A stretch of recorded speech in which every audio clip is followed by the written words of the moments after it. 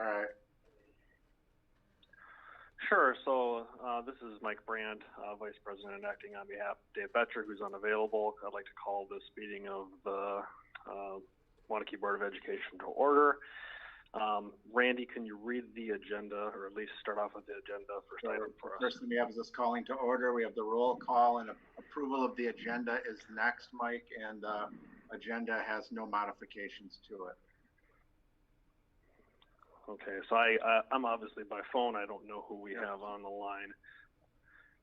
So I guess board members, you'll need to unmute yourself. So we're looking right now for a motion to approve the agenda for the evening. Motion to approve the agenda. Second. Hey, Rebecca, did you get those? I think that was Joan and Mark. Is that correct? That's correct. That's what I have. All right. Public comments. I did not see any public comments. Rebecca, did you see any as we were? I do not see any public comments.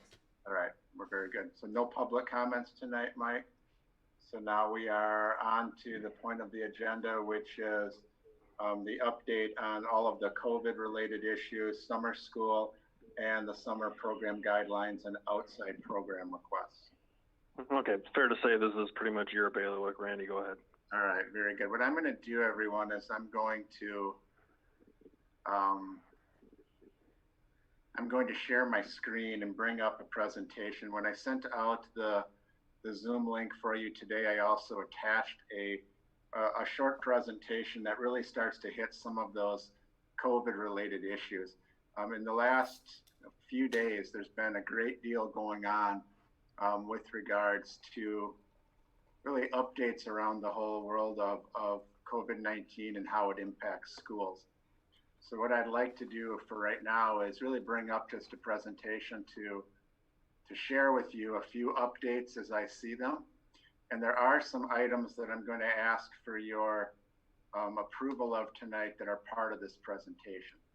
So the very first piece, can everybody see my screen? I just want to make sure if you can just nod. All right, great. I just want to take a moment to go over really the COVID-19 landscape, because there's quite a few things that are happening right now with regards to all the different plans, the things that came out of the Supreme Court, what's in place, what's not in place, and who has authority to make decisions. So after the Supreme Court made their ruling that the statewide safer at home orders were no longer intact, one thing that occurred was that they did keep the part with regards to school facilities for instruction and extracurriculars closed until June 30th. So regardless of what phase we are in the forward game plan, school facilities are closed to June 30th. So that'll be a piece I reiterate and repeat throughout my conversation with you tonight, but that is a piece to just keep in mind. The forward game plan started off with really a planning phase, and then once certain markers were hit as far as their metrics, it moved into phase one. Phase one started this morning, I believe at 8 a.m. And then in 14 days, they will review the metrics again to determine if we are ready to move into phase two. As I spoke with public health, they felt that the metrics were looking relatively positive, and they felt that our stay in phase one would be relatively short. So there is certainly a possibility that as we enter the next 14 days, that those metrics are met and we would move into phase two. Now, in phase two, if you look at the metrics for, or the chart for Ordain, it says schools may open, and it just has the word yes. That's not a full wide open reopening. It's certainly with a great deal of parameters with regards to group size, social distancing, cleaning, sanitation, many safety precautions that are in place. We actually have some guidance from Department of Human Services that worked with DPI to put together some mitigating factors for schools as we start to move into some of these subsequent phases. And Madison-Dane County Public Health have really endorsed some of the work that has happened there. So it's starting to give us some guidance. But as you'll see in a moment when I start to walk through some of these scenarios, the reopening plans there's many things that we are trying to vet out. We're in the process of starting to put some frameworks together And it also brings up some, I'm calling them challenges at this point, really just points that where we have to make some decisions without knowing at this point, and we may need to wait a bit longer to just get some further guidance. That's where I really feel that a step-by-step consideration of key components is going to be key. I think one of the things I've learned over the last couple of months is trying to come to you, I think Dave is joining us, to try to come to the board and try to present to you something that's very broad-based, that gives a lot of latitude, lacks in some of the clarity. And particularly when things are moving quickly, as we have summer school or reopening plans or any of the pieces that I'll talk about here tonight, I think it's going to be a better approach for us to have a step-by-step consideration of these components, and then a point where we can then bring forward kind of the next stages of recommendations and thoughts.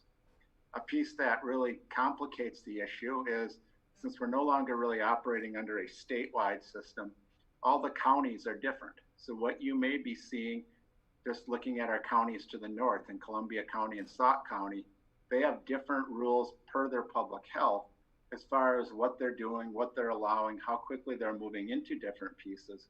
But our entire school district is within Dane County, so that is the piece that we are following and the guidelines that I'll be sharing with you as we continue to move forward.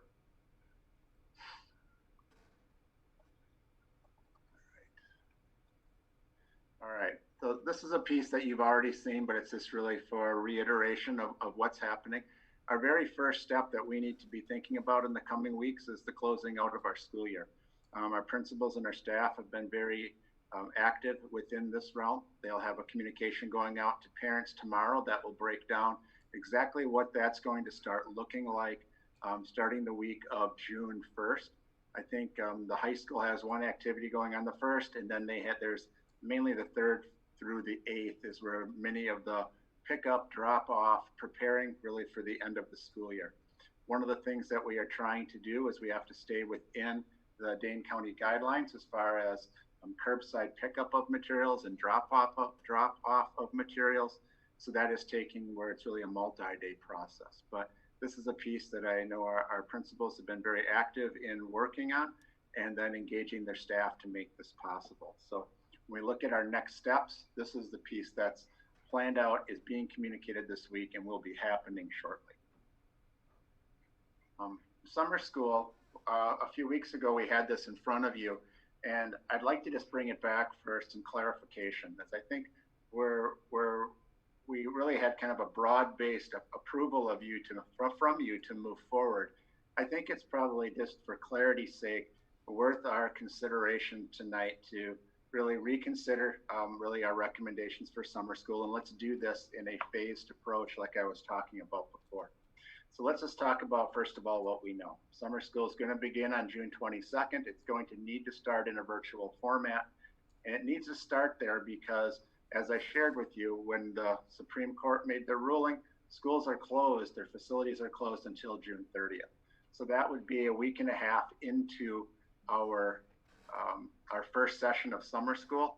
And as Sheila and I have had some conversations, trying to shift in and out while you're in a session just isn't feasible. So our recommendation is that our first, when we start on the 22nd, that for continuity purposes, we remain in that virtual format throughout our first session. That first session ends on July 9th. And then the beginning of the second session on July 13th, our format will be determined. And I anticipate being in phase 2 by that time, and we'll have some additional guidelines as far as how we can operate, how large our class sizes can be, etc. But what I'm seeing right now is certainly many different pieces, and as I go to a subsequent slide here in a moment, you're going to see all the pieces that have to be in place for face-to-face to take place. What Sheila and I would like to do is at least script out for you a plan that we can present to you at the June 8th board meeting that will show if we are in phase 2, starting on July 13th in the second session, what might be the first step as far as trying to bring some students back if we choose to do so, and if we are in a position where the county will allow us to do so. My thought at this point is that we do that in a measured way. so that we can learn from the experience as we're moving through it, and we can do it with groups that make sense to us, where we can make sure that we are successful. To simply open the door for all of our kids, all of our programs, I think can be a challenge for us, and you'll see a few of the pieces that'll be coming forward. Transportation, some of the mitigating issues just with regards to safety that I think we need to take into a place. And then transportation, like I said, that is a piece that is going to be one that is probably a driving force for many of our concerns as far as not only summer school, but also for the regular school year. Current guidelines right now are 15 students per bus with social distancing, unless that's not practicable. And I think we can all realize that that's not a realistic working number for us, given how many students that we transport. So if you have a 77 passenger bus and you have 15 kids on that bus, the efficiencies certainly aren't there. And then just trying to determine how many routes do you do and the cost aspects of it. Now, summer school does not require transportation. So I think that will be a point as we learn a bit more that we'll be having a recommendation for you on June 8th about. But with regards to summer school, one of the things I'm going to request of the board this evening is really these bullet points that we begin summer school on the 22nd, that the first session remain fully virtual, and that begin when the second session, we will have a recommendation coming to you at a subsequent board meeting with the first iteration in front of you on June 8th to talk about what a phasing in of any type of face-to-face with different programs might look like. So with that, I'm going to stop talking for a moment, answer any questions, and I would ask for your consideration of that approach to summer school.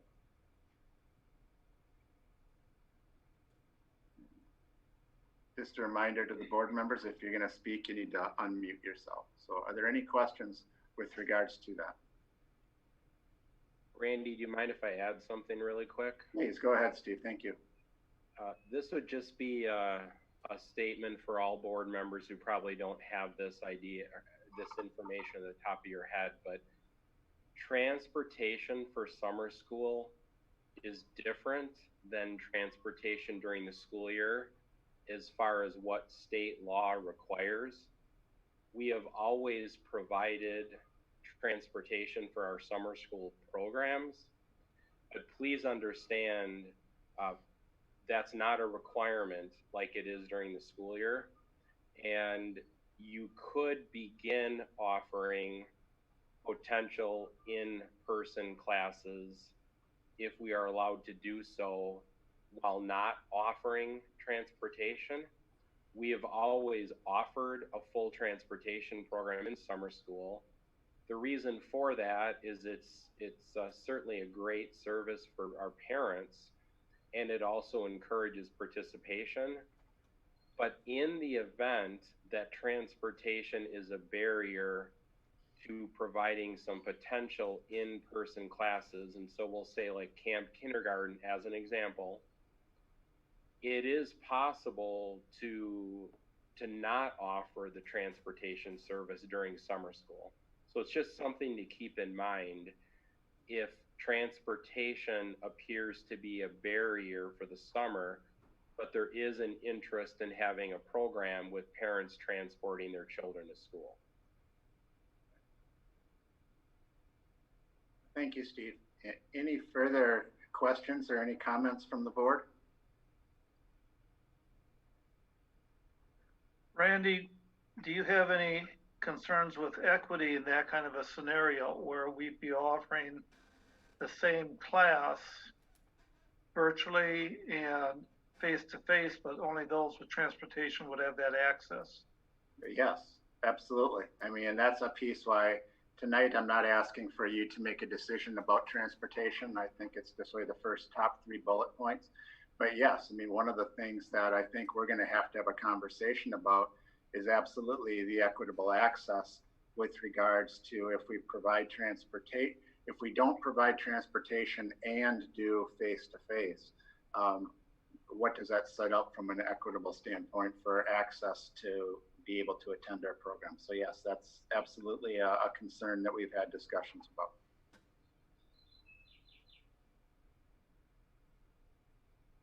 Any other questions?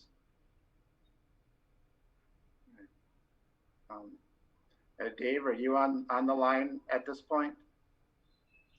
Yes, I am. All right, awesome.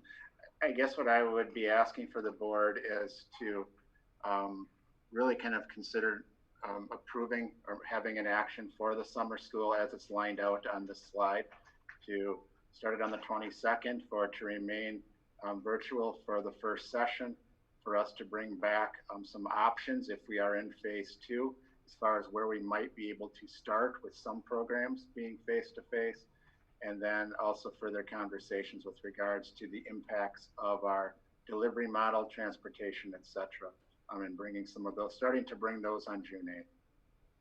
Would someone like to make such a motion? I move we accept the proposal with the first 3 bullet points, so administration can move forward with the planning for summer school. Second. I second that.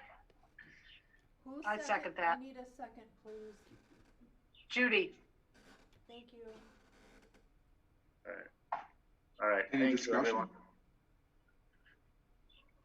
Seeing no discussion, all those in favor say aye.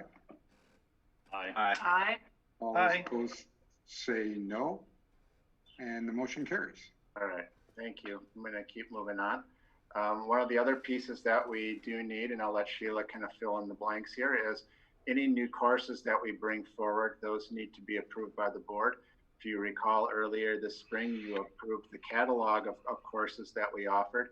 As Sheila conducted a survey of parents, there were certainly some needs that came out of there, and also some creative ideas that were generated from staff of how we could meet kids' needs in some interesting ways, in some different ways, looking at our delivery model. So Sheila, I'll let you present the 3 different levels of courses that you'd like consideration on tonight.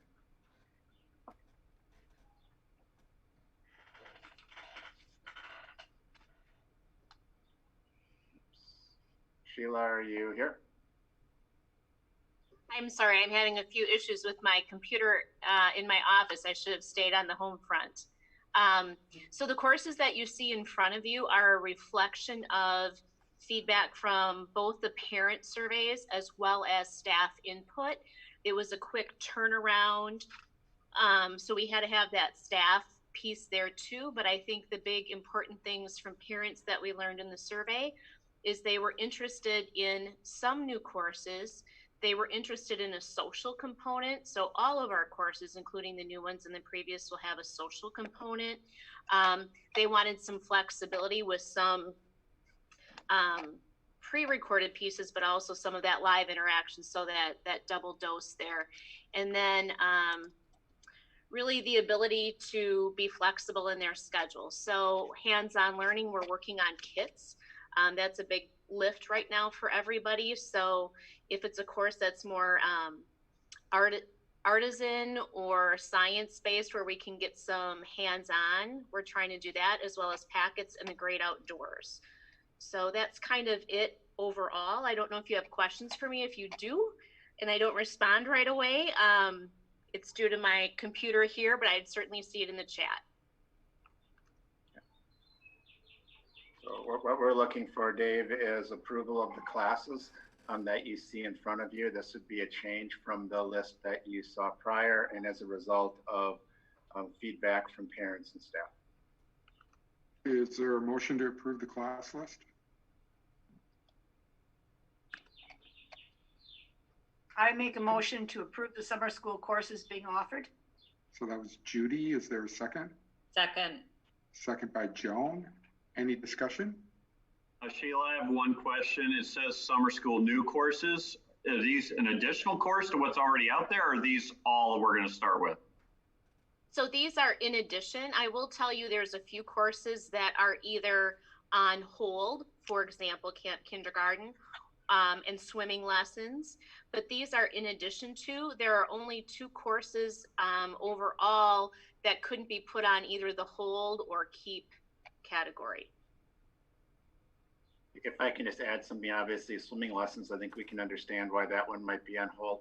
Camp kindergarten, the whole concept is trying to get our newest and youngest learners to learn their building and learn their school and learn some of those processes.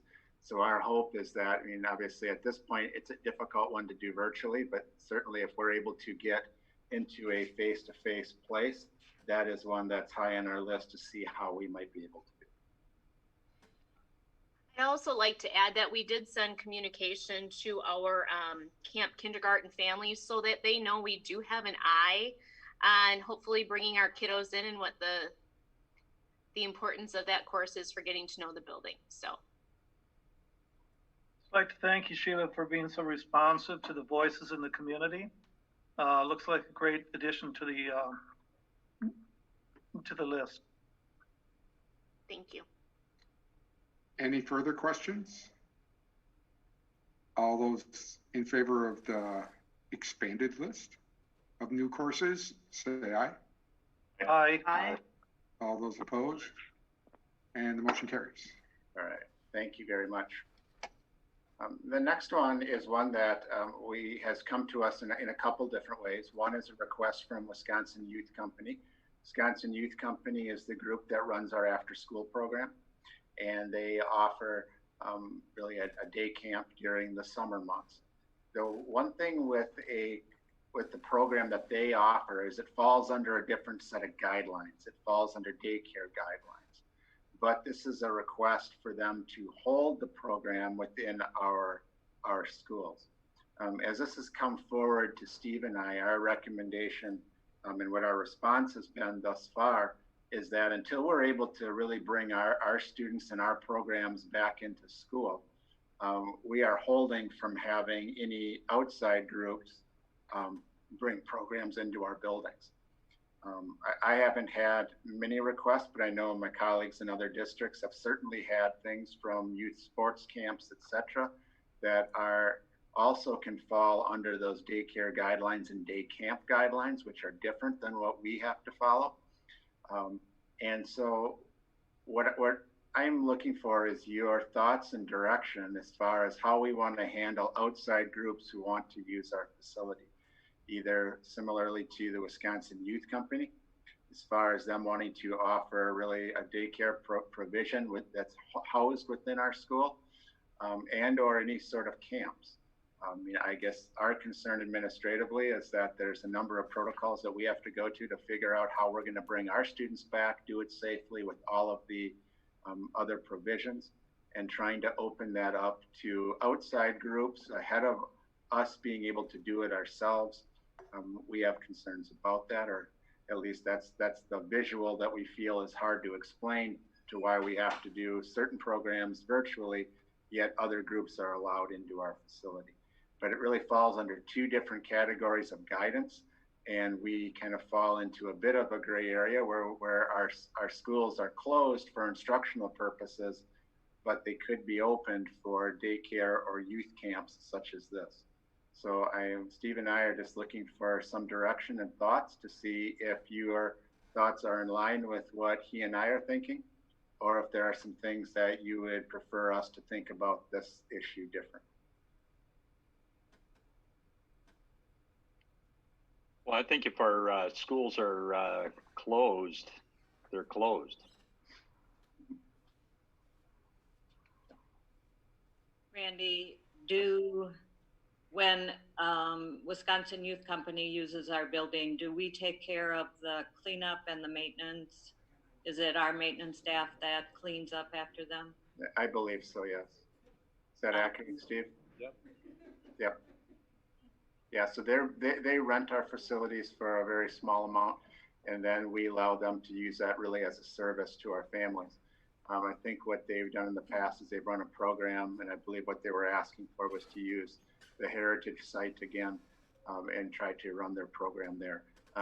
Just to give you kind of a background of what I see other districts doing, you have a few districts that have said, until we can have our programs there, we're not going to allow any outside groups, be it youth camps, be it daycare, et cetera, use our facilities until we're able to have our programs and our students back there.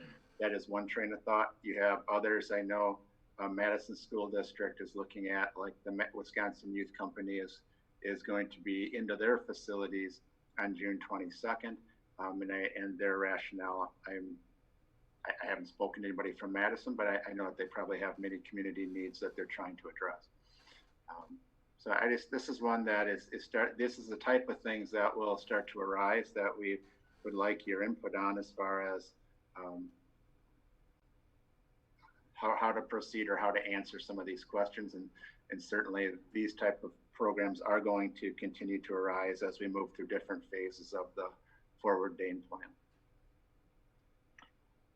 I'm not sure from an optics standpoint, you know, if we can't do instructional purposes in our buildings, you know, how can you give the buildings over to somebody else? I'm not sure that those are positive optics. Thank you, I Pat. agree. I think we should go with your recommendation of we don't open for anybody till we're ready to open ourselves. Okay.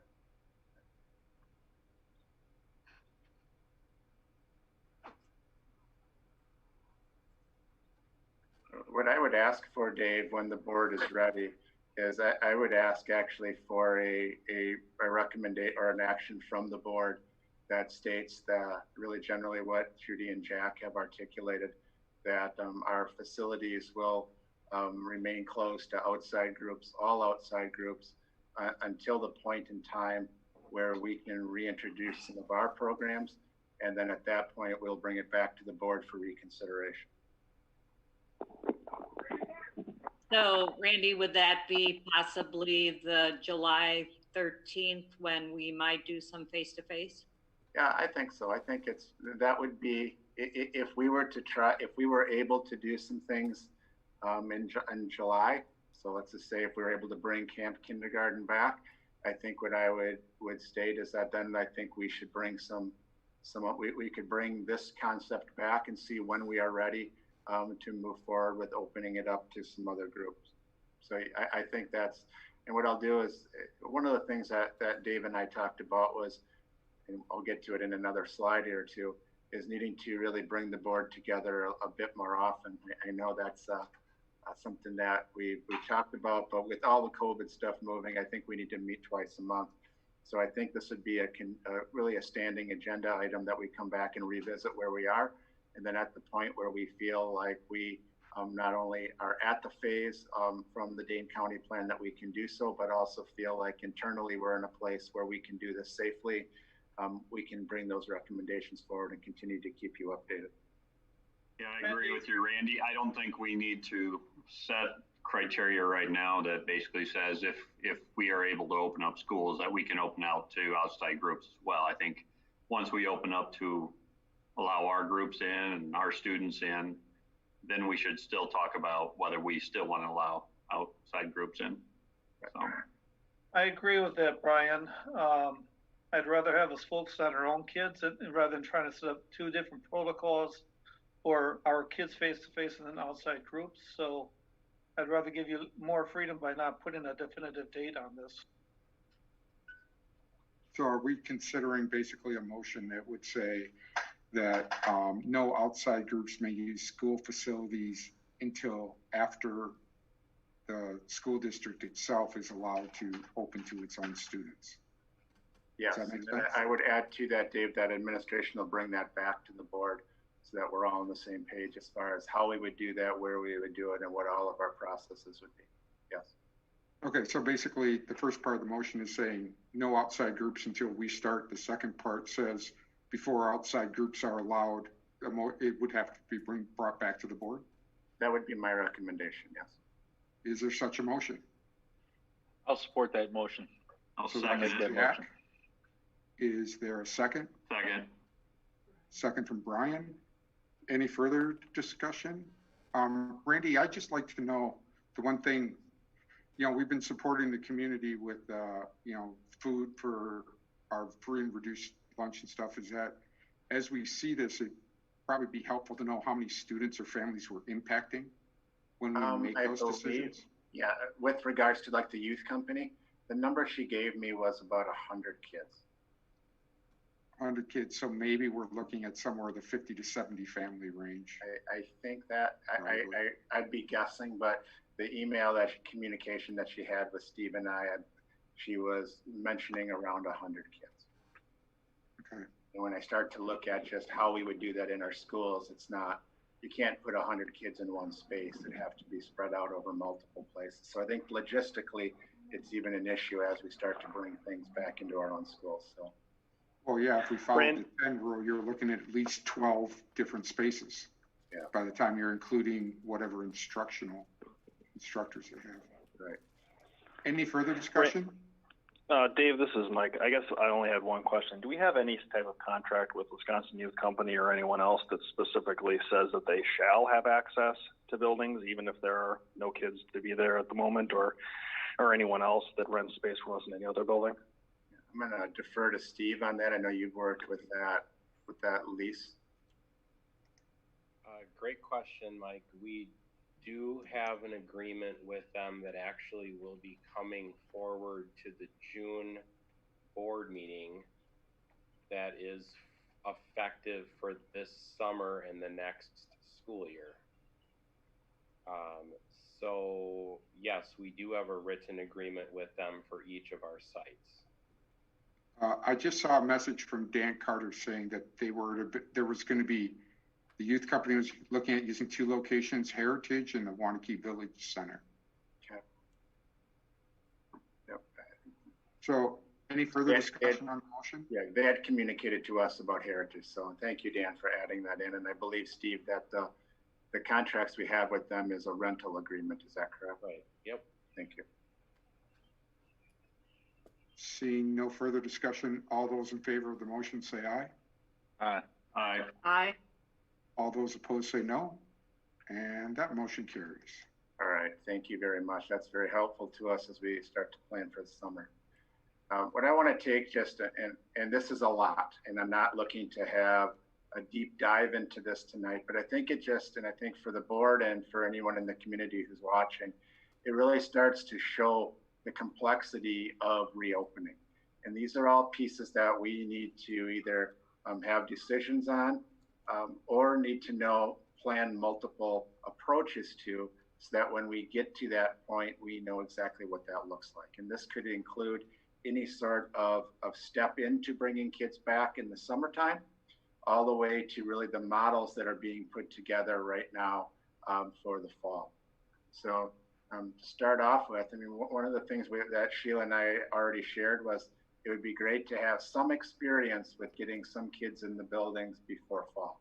I think if we can do that in a measured way with certain programs that seem to fit this model well, we can learn some things as far as how we can improve our system going into fall, particularly if we have to have a number of protocols in place, which we are anticipating we will. One of the pieces that I'm starting to take a look at are developing a framework for really organizing our work. And we'll have something, at least in an outline form. It will take really the bullet points you see in front of you tonight and probably break them out in a little bit more general categories and kind of show us how we're starting to move forward with this planning. I had a conversation today or at a meeting where Mike Thompson, the Deputy Superintendent of Public Instruction, was sharing that the Wisconsin Roadmap for Reopening, which administratively we've seen a draft of, will be coming soon. And that will hit a lot of the things that are bullet pointed here. But these are also pieces that really cause us to have to sit back and think about how does this work not only in the summer, but how does this work as we move into the fall. So things like the transportation recommendation of 15 students per bus or as feasible. So trying to navigate how does transportation look under any models that we bring back. And I think as Mark shared, transportation is a huge equitable issue when we start to look at delivering of programs. Wellness checks, so basically staff and students as you are coming to school, coming to work. The guidance we've had from DPI and DHS is self-reporting or thermal scanners. And is there one, basically needing to choose a protocol that we put in place that says this is what we're doing. Certainly there's pros and cons to both of those. One being cost, other things really when you have people that are asymptomatic, how do you start to really scan people? So I think a lot of this will come down to some observation, self-reporting, etc. But that's a point we're going to need to make some decisions on. Face masks and other PPE. Do we utilize face masks with students? Is it mandatory? Is it recommended? Is it optional? And then for staff, certainly there's going to be, for some of our staff that work in the health room, there's going to be things that we need to provide for them if a child becomes ill for any reason, and kids get sick at school, not just with COVID-19, but for a multitude of other reasons that we need to protect them. So that'll be a piece that we are going to have to work through and get some feedback on. The instructional model is one that's really going to be driven, I believe, to a great extent by how many kids can we have in a space. So that's going to be looking at our group size, our social distancing, and then our ability to kind of meet those pieces. When I was talking to Mike today, one of the pieces that we had a conversation about was the scale of what we're trying to do. And when you start to look at, as businesses are reopening right now, and I equate it to looking at our clientele is 4,300 students and 600 staff. How do we navigate that many bodies under all of our safety protocols that may be in place for the future? And then when we look at what those group sizes and social distancing pieces are going to be with that number of people, what is that going to allow us to do from an instructional piece? From what I've heard from DPI as far as their Wisconsin roadmap to reopening is it's really going to have what I believe are going to be 3 different processes. One, a potential that we could be face-to-face with all of our students. And then you have specific wellness checks and protocols in order to do that. 2, it could be something where we're completely remote, where it's decided that that may be the best place to be, or some level of in-between alternate scheduling, alternate days, alternate weeks, every other days, or a blended model where you're going to have some face-to-face and some virtual. Those are all pieces that we have to start to really put our thoughts to as far as how do we start to at least plan for those pieces coming forward, and also realizing the importance of technology as we may have to ebb and flow out of a few of these models as the year goes past. And then looking at some other pieces that we'll have to talk about. Students who want to stay virtual, either through a preference or a concern out of the virus. I've heard that, both of those concerns from parents. And then also with staff, particularly as you look at staff who are high risk and students who are high risk. And then I just go back to kind of the scaling of it with the number of kids that we're working with and the number of staff. All of these are the pieces that I think it makes sense that we take a very systematic approach to approaching our planning. I think it's important that as we start to put pieces together, we bring those strategically back in front of the board.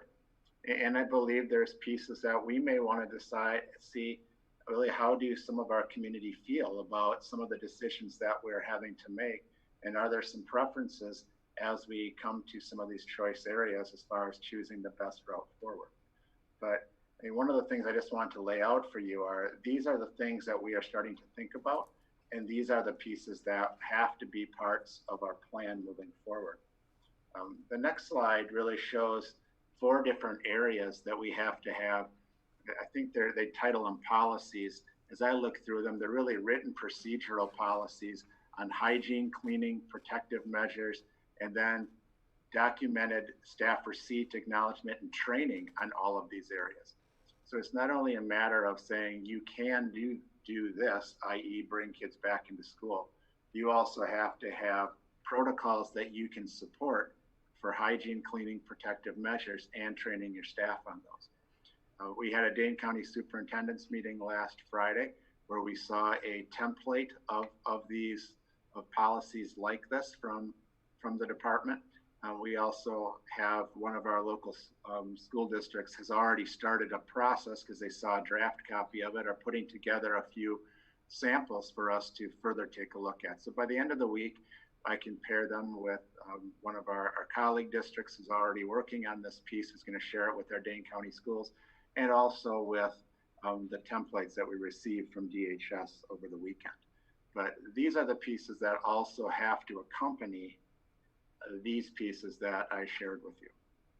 So like I said, tonight, this is way too deep of a topic for us to get into this evening, but I wanted the board to see kind of the types of areas that we have to put our focus and some of the areas where we have to develop some work products that come forward that really set forth our protocols moving forward. So if there's any high level questions or things that you really have a question about that I just touched on, I'd be happy to try to answer those. And also, I just want to let you know that we will continue to be bringing this type of things back in more specificity as the summer goes along.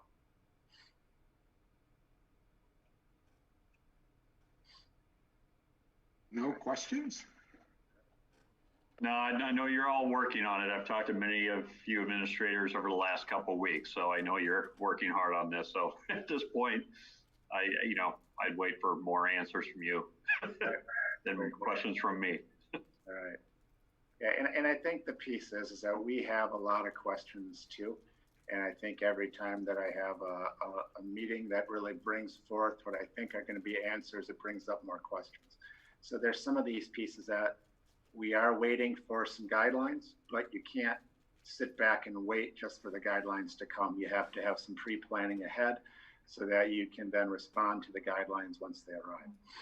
So that's a piece that I continue to see. I also think there's going to be some guidelines coming that will give us some clarity, and there's going to be others that are going to give us clarity to a point, and then it's going to be a local decision of how we move forward. So we'll, just as we did with the extracurricular definitions, we'll be bringing some of these things forward with some thoughts as far as what we think, and also soliciting your feedback as well. I think one thing, Randy, that as this policy comes out that I'd be looking for is a part of what happens if it's violated. I mean, we've seen Menards and Costco and stuff have their policies, but then the problem comes if somebody says, well, I don't want to follow it. What do we do then? Because I don't want to leave a student or a teacher on the hook of, well, let's say, and just as an example, that everyone has to have a mask coming into the school, and then a parent shows up without one and says, well, I'm coming to get my kid anyway. What do we do that minute after that happens? And I think chasing you down would be the worst answer to try to get that. No, and I think that's what this is trying to get at too. I mean, you start looking at some of the decisions we have to make just with like PPE for kids. I mean, there are kids who are not going to keep one on. I mean, you have kids with special needs that are not going to want to have that. You're going to have kids at different levels that for whatever reason, that's going to be a huge issue. So I think all of the pieces with regards to looking at what are some of the guidelines, looking at what's practical, getting some feedback as far as where people's comfort levels are. And I think as you pointed out, Dave, having some clarity on what we're going to do if something doesn't happen is also very important. So, awesome. Randy, do you need board approval or support for some of the budgetary concerns that go along with this as well? For example, is there a need to start beginning purchasing testing equipment, whether it's thermometers, that sort of thing? I mean, we have some latitude. There's the CARES money that will be coming at some point here. I mean, that's not going to be a significant amount of dollars. At this point, one of the things we're trying to determine, and it's going to be a piece we have to get in front of you, is if we're doing wellness checks, and I mean, like I mentioned to you, there's going to be some options, self-reporting and the thermal scanners. Thermal scanners are, one, expensive, and two, they're not effective when you have somebody who's asymptomatic. So is that any different than self-reporting? So we have to make a decision on something of that nature. And that'll be a piece I think we're going to have to bring forward to the board as far as a piece to get some feedback on it. Maybe a piece that we want to, is that something we want to vet out with anyone, with parents on some of those issues? I mean, when you start to look at all of those parts, I mean, there's certainly pros and cons to them. But at this point, Mark, to your question, I don't think there's any motion right now because I don't have a recommendation. We are going to be looking at some of, like, if we found an opportunity to purchase masks or such, particularly staff type of things, we'll use those over time. So I think that there's probably some opportunities that we'll continue to investigate there, but we'll wait for probably bringing forth that in a near subsequent meeting with regards to some of the other pieces. The other parts, I think, are going to be some logistical aspects that we'll have to bring back that we just make decisions with. Okay. The last slide I have here is really just trying to lay some landscape down of what I think we need to do. Obviously, tonight we didn't have a plan to really dive into COVID-19 tonight, but the needs to have these in front of you sooner than later is extremely beneficial to us. And I think it's helpful for clarity as we move forward and are communicating on these. So one of the things Dave and I have talked about is wanting to schedule a second board meeting each month. And I think that second meeting can solely be kind of focused on topics like we have here tonight and issues that are coming up. And I do anticipate those will continue to evolve quickly. Communication and feedback is a piece that I would say over the last week has really become a point that I've given a lot of thought to. Certainly we'll continue to be using email as a primary opportunity to communicate with families. I would like to put together an article for the Tribune that really summarizes some of our end of the year, starts to outline that we are planning for the future, and then also just talks a little bit about kind of what are some of the big forecasted things that we often bring to the community at this time, particularly as we look at really what's happening with things around our budget, et cetera. And it's hard to have to write everything. That's a piece that I find is very challenging, to really make sure that you're communicating and answering people's questions. And to answer emails is just not practical. I mean, we do that, and certainly I will continue to do it, but I thought really conversation that I've had with a few people is, should we break into really a virtual type informational meeting? One thought about doing this is I think it would be good to do this before the end of the school year. Right now I've got, at least in my mind, it's not set, but is something on like June 2nd, that's like next Tuesday. I kind of bounced the idea off of Mike just with regards to timing based on where we feel like parents may want some information, particularly as we're kind of coming to the end of the school year. And then also looking at just people's availability to participate. So potentially doing like a noon meeting and also like a 6:30 in the evening meeting and limit them to like an hour. But they could, in my mind, they could have a short presentation from me that just kind of gives kind of an overview of some big information, and then open it up for comments and or questions. I think that there may be some pieces that we want to survey the community on, and if there's any things that you feel that are important, I'm open to those suggestions, particularly as you look at our previous list of some of the reopening issues. But I think the approach we need to take is to take it systematically, one step at a time. I want to start breaking out our timelines for decisions from September 1 when school starts backwards, so that then we can be responsive to when we have to have things and some decisions made, and also bring things forward to you in a manner that's timely, and also something that gives us some targets to shoot for. And then the one big unknown is just with regards to the shifts that take place, and we have to be nimble in our plan. So I guess the piece that I'd like some feedback on is certainly the second board meeting that Dave and I have discussed, but also the idea of a virtual meeting with the community and parents, and trying to do that like next Tuesday.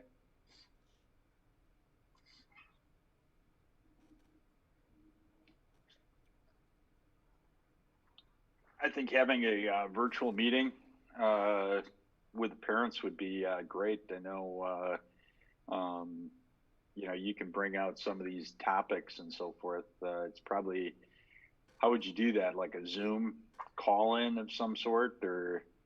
Yeah, that's what I'm thinking. Yes. So you could, you know, you could probably put an hour, you know, 15-minute overview and 45-minute Q&A. Right. That was kind of my vision.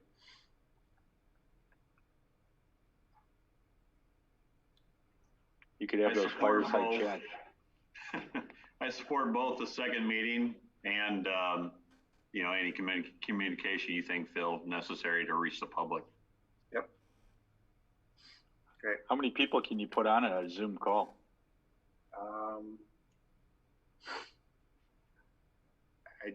I know it's probably more than I'll get attending. So, but even if we get a significant amount, I think we have the paid service. So I'll look that up, but I know it's several hundred.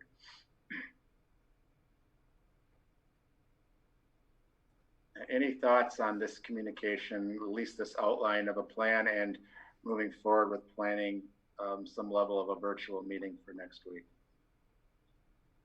I like the whole thing, particularly the emails, the communications through multiple media, Yep. and making sure it's the one voice coming through, which reflects what we're really doing. I think it really will give clarity to the community. Okay. Yeah, I agree with Mark. I think if we should have pretty much one voice in this. I know if I receive information or I get a call about something, I'll have a little discussion, but I think most of it needs to come from the point person, which is you, Randy. But that way we're not putting out misinformation, inconsistent information. Great. All right. Any other comments? We need a motion to, because of the second board meeting or not? I think at the point when we schedule it, then we probably would, but I don't know until we actually set the meeting, unless you think you'd like to just do that now, Dave, and just say we are going to hold a additional board meeting each month. I think it'd be easiest if we just did that and set it for 2 weeks after the regular board meeting. That way you space them out. If for any reason we want to cancel it because there's nothing to cover, we can always do that. How long do you perceive this going on? Just through September, October, indefinitely? I would say until we get, I think right now I would target through the summer and then see where we sit on September 1st and reevaluate. I would support a second board meeting each month through September. Through the September. That would be my motion. Randy, so the motion is to hold the second board meeting 2 weeks after our normal board meeting through September. Yeah. Is there a second? Second. Seeing a second. Very hesitant though by Mark. Yeah, it's always fun to have another meeting. Any further discussion? Do you see the meeting staying virtual? Oh, that was the other question that we were going to talk about was at what point does the board want to decide to come back together, either face-to-face for the majority of people, or if anyone feels like they want to stay remote, some sort of a blended approach. That was a conversation I know, Dave, you and I had. We really didn't have a recommendation to it, but we felt that was something.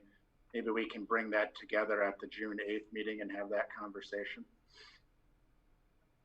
Yeah, I think we can decide that then for just scheduling the second meeting though.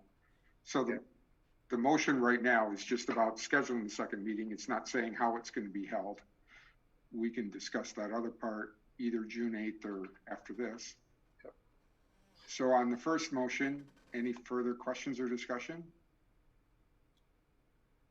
Then all those in favor say aye. Aye. Aye. Aye. And all those opposed say no. And thank you, Rebecca, for the extra work you now get to do. Yeah, Joan, do you have a feeling on as far as the virtual versus face-to-face, as far as the timing of when, from your perspective, you might want to see that, for at least for the board to consider? No, I was just looking at my own calendar, and some of those dates I won't be available, but you know, we'll figure it out.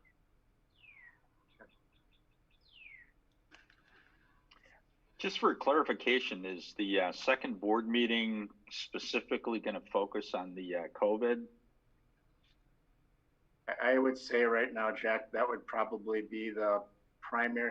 I think we'll have COVID issues on every board agenda, just so that we can keep these moving in front of us every couple weeks. And I think it's going to be moving at that pace. But yeah, I think that second meeting would certainly have this being its primary focus.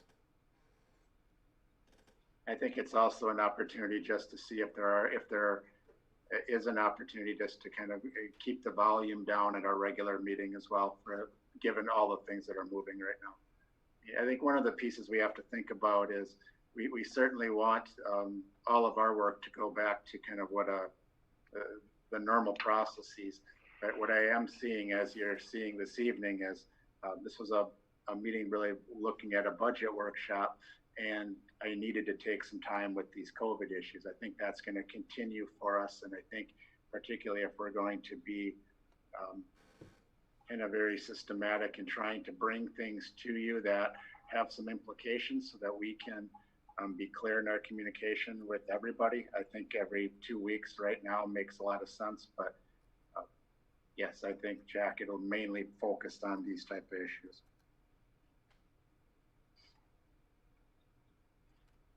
That was all I had on this item.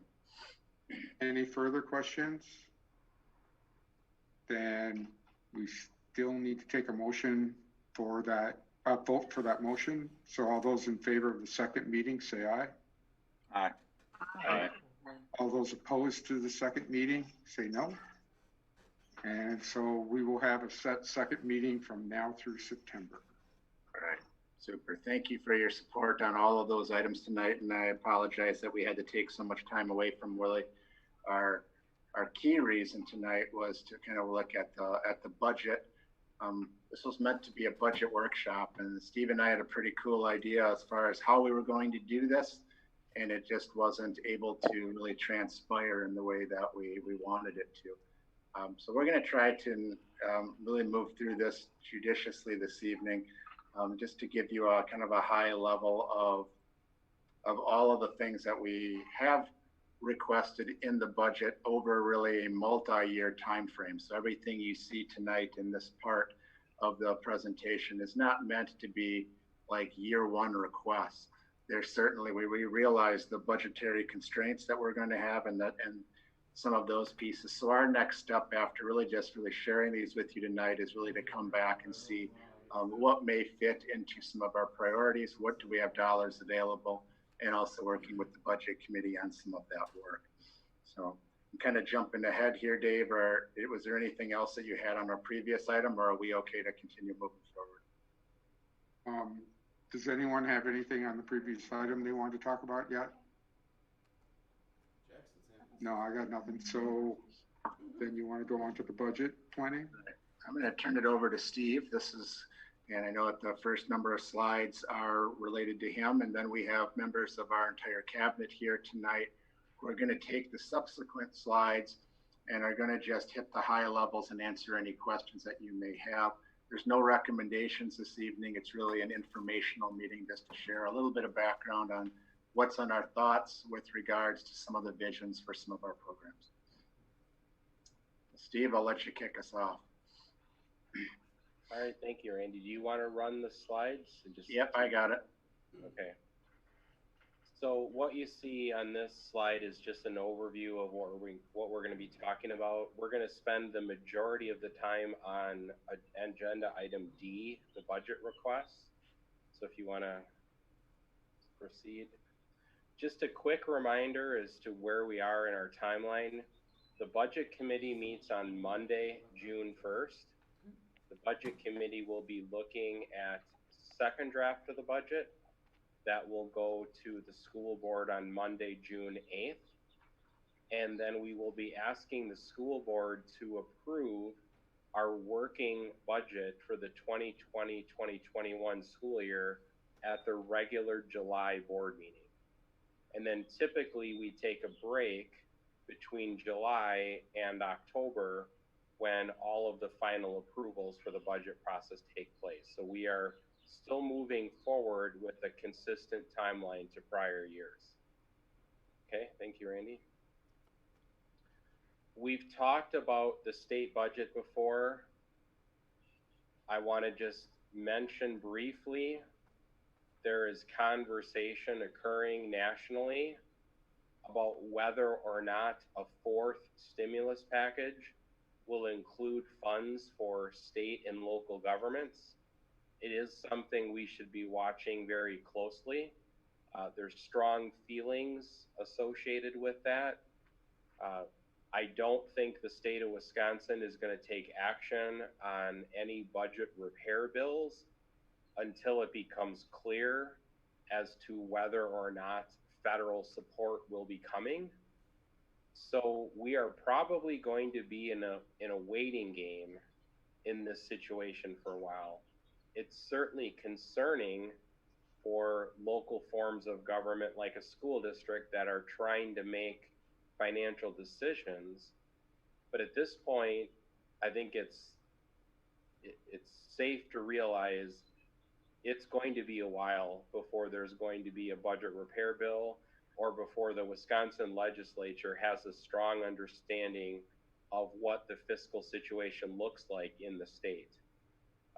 So at this point, you can move on to the next slide, Randy. Just wanted to call that to your attention that we are continuing to plan under the guidelines of the 2020-2021 state budget with the understanding that it is very likely that there will be some changes coming at some point in the future. Okay, if you want to keep going, Randy. Just a reminder for the board members, we have already approved some FTEs as we've moved through this budget process. You see that information here on this slide. But the key thing about this one is you see the statement off to the left. No budget requests have been included at this time. So the budget requests are really the purpose of the meeting this evening. If you want to continue on, Randy. What I want to do is just to make sure to give a reminder of what the intent was behind the budget request process. The budget request process was lining up with the referendum planning process. We asked the members of the administrative team to create budget requests beyond just a single budget year. As we were moving forward with the referendum planning process, it was clear that there was going to be an operational referendum question to come alongside the bond question.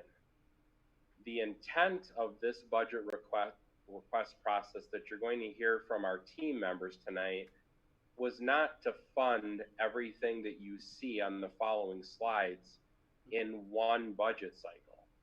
Randy asked the members of the administrative team to think ahead for not just the 2020-2021 school year, but for the next 3 to 5 years to identify what the needs look like or project out to be over that period of time. So I just want to make it very clear that the administrative team members were not putting these requests forward to believe that all of these positions were coming in the 2020-2021 budget. Now that's different than what we've done in the past. We have asked our admin team to be more singular year focused in most requests. So just have that as a background as our admin team is talking this evening. Randy and I asked the members of our administrative team to share the requests with you through more of a short-term view, which is really in the next 2 years, as well as a longer-term view, which are requests that are going to be more applicable for 3 to 5 years. So please keep that in mind as each of the members of the administrative team are discussing their requests. The other thing I wanted to share with you is the budget committee discussed this topic at the last meeting. The budget committee members requested an opportunity for input from the administrative team members who created these requests. So the rest of this presentation is set up to turn over the presentation to the various members of our administrative team who put the requests in. You will see that we have slides based on each building or department. There are some shared requests, and those will be identified as we go. So you do not see requests for each school, but sometimes there's a request that's shared between schools, and the members of our admin team will highlight that for you. If you want to proceed to the next slide, Randy. If I can just add one thing, Steve, is there's no prioritization order to any of these, and there are a few of the requests or some of the requests that hit at some of the same student needs. So some of the pieces as far as how we would vet out which approach we would take would still need to be done. And Steve and I did not alter any of the requests as they were submitted back in January. So they are, as you see them, are how they've been presented. And then part of our process moving forward will certainly be looking at what are some of the highest needs areas, and then also starting to really vet them down to the best approaches to address the issues that are brought forward. What you see on the next couple slides is the information that was shared with you before, just a summary of all of the requests. I think it's important to note, Randy included in the board book the details behind each of these requests. If you've had a chance to look at that, that's great. If you want to dive into that at a later point, you're welcome to. But please understand the members of the administrative team are going to talk about the requests that they put in and information surrounding those requests at a very high level so that we can make sure that everyone has an opportunity to talk with you tonight. But the details of what each administrative team member has put together is included in board book, and you are welcome to take a look at that at any time.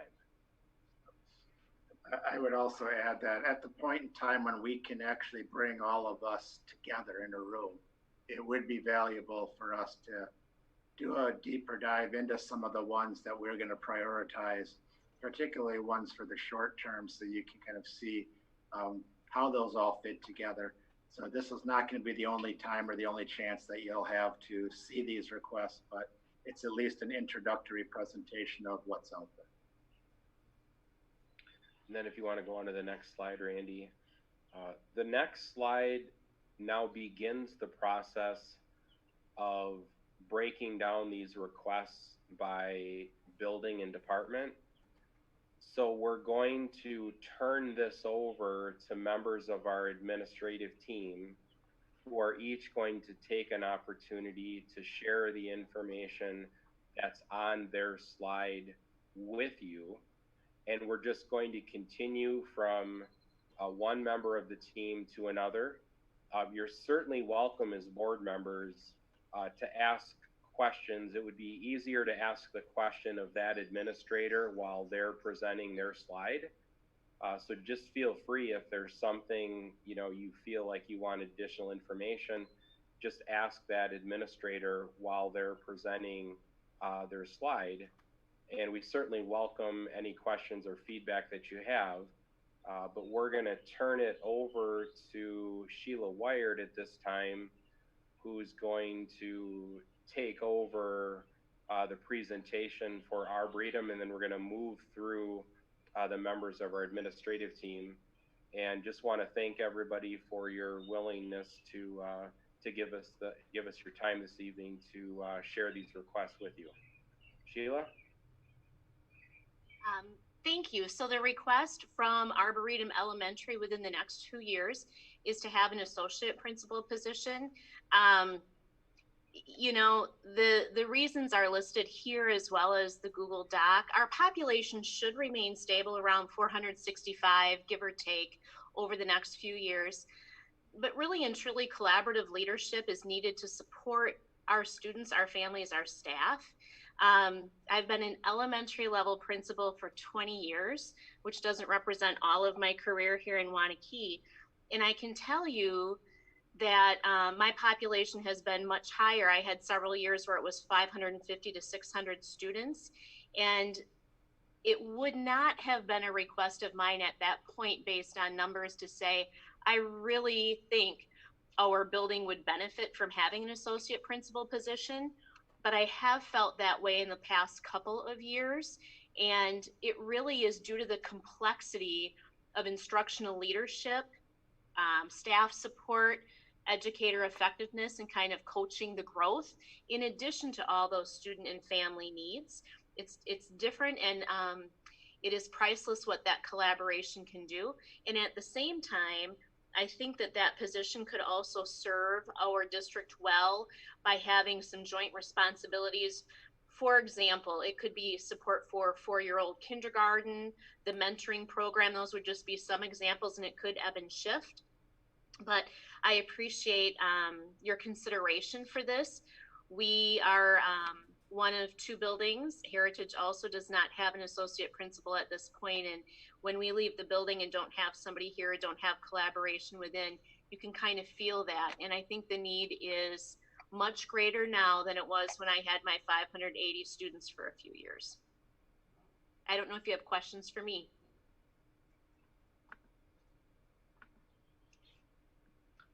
Thank you.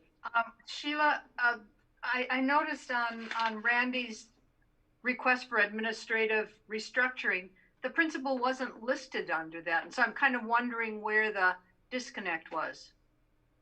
I can answer that, Judy. I think one of the pieces that there's a couple documents that you've seen. Mine are the ones that I've mainly provided to you, other than in the PowerPoint tonight, you'll see a little bit longer range vision. Some of the documents that I've sent you recently have been really my short-term vision. So you'll see it on my last slide today. You'll see this position listed. Okay. So that brings up all the elementary schools will have an assistant principal then. Yeah, if that were, yeah, as Sheila said, then to Heritage and Arboretum are the only 2 that do not. So when I get to my part of the presentation, I'll certainly talk about that. Okay, thanks.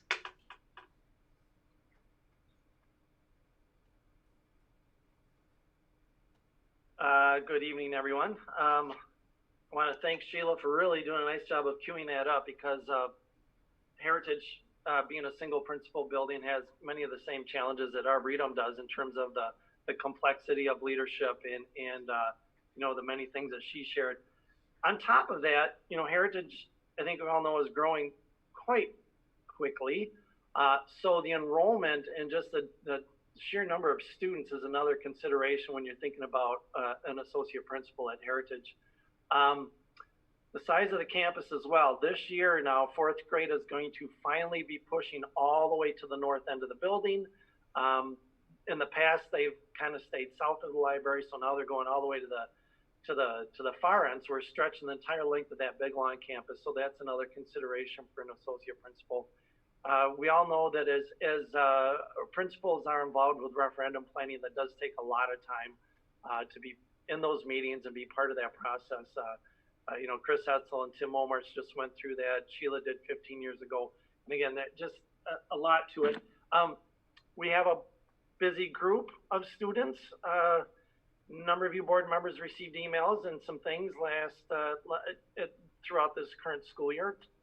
So, you know, that's another consideration. Our behavior referrals went up 331% this year. So that those referrals, you know, of course, then mean you need to engage in some student coaching and you know, chat with parents and brainstorm as a team on some of those things. So, you know, yeah, an associate principal, I would love to you know, see that happen. Hopefully within the next couple of years, or when when the board believes it's the best time to do that. The other request, and again, it's kind of one of those 2-year requests, are reading interventionists. Again, just simple growth. In 2015, we had 330 students and we had one, reading specialist, and now we're probably going to get real close to 500 students this year, and we're still at one reading specialist. So just kind of looking at sheer numbers alone, we're at that point where another reading interventionist would be very helpful for the students there. So, happy to answer any questions you might have about either of my items on the list.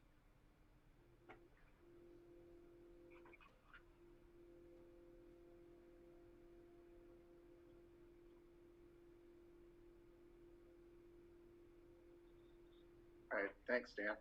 Yep. I'll turn it over. Good evening. Yeah, good evening, everyone.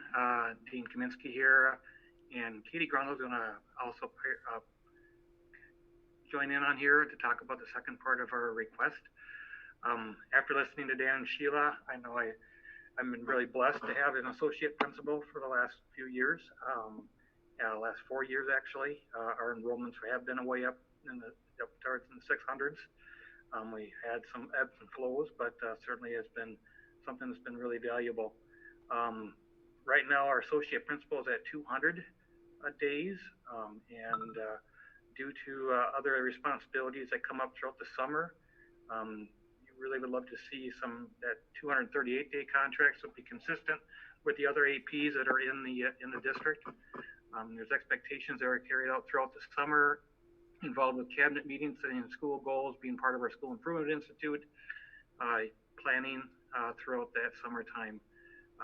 Right now, Katie has been graciously always given the time that needs to be given, and above and beyond. That she at least a dozen days that she ends up having to kind of gives extra more on top of what she's already doing. So just to try to again find some of that balance and making sure that she gets that time that she does put in. So we do try to flex her time quite a bit as much as possible, but that does present some challenges as well. So Katie's going to talk about the next part on math interventionists. Good evening. This is a joint submission with the intermediate school. Right now, we currently at Prairie have 1.5 FTE of math interventionists, and intermediate school has 1 FTE. We're looking to add a full-time FTE, which would give a 50% to each of the buildings. That would be then a total of a 2 FTE for Prairie and a 1.5 for intermediate school. The purpose of this submission is because there is a number of students with the size of our buildings and intermediate school, as well as the student demographics that we are not serving within our tiered intervention cycle, even if they were in some other buildings, they might have been able to receive services. So similar to Dan's request of the reading interventionist. We are finding Jamie Rapke currently as our half-time at Prairie that she's not able to serve, or there's grade levels, for example, 1st and 4th grade, that don't have 2 interventionists at one specific time.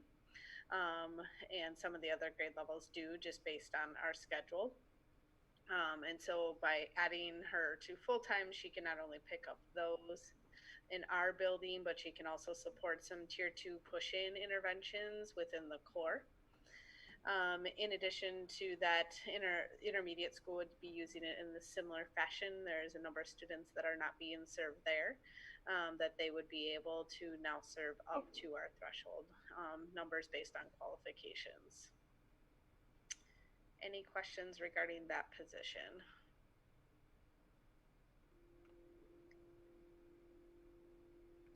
Thank you. Thanks, Dean. Thanks, Katie.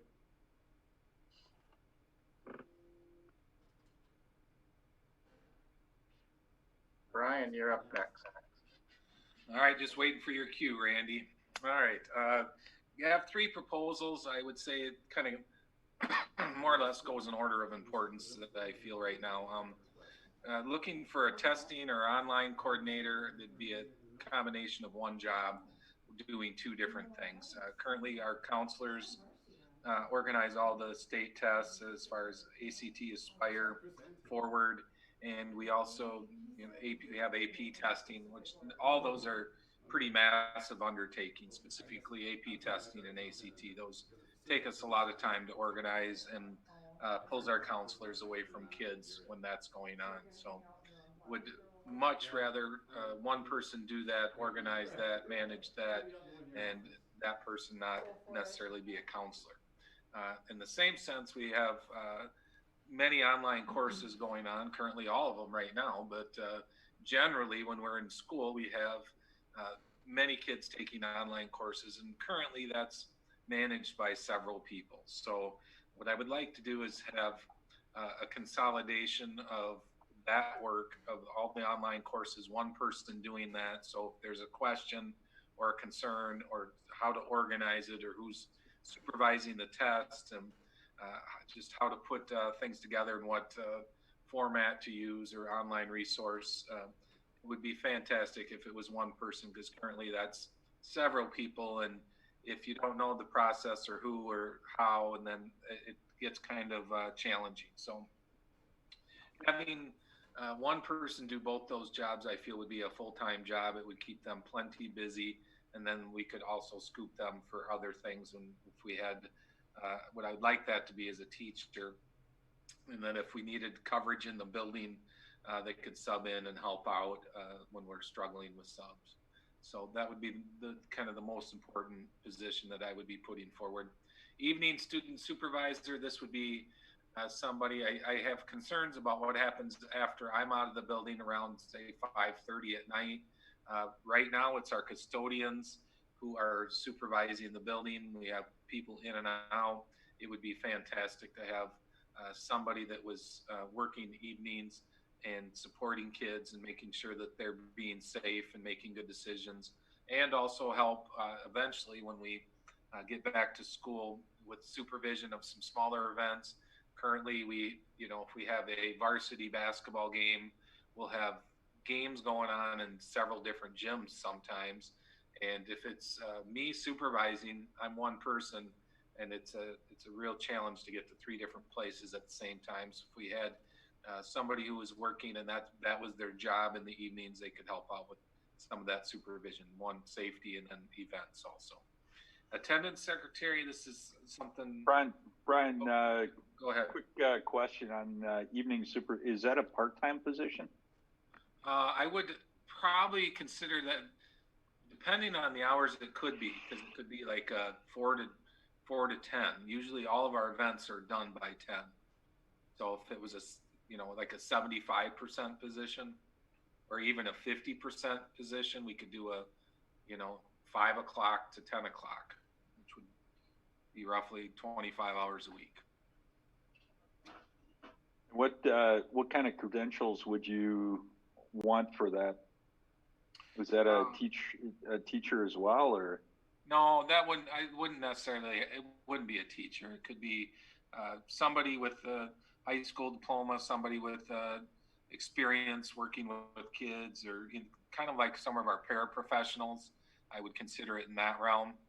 Okay. So somebody that maybe had security experience in their past,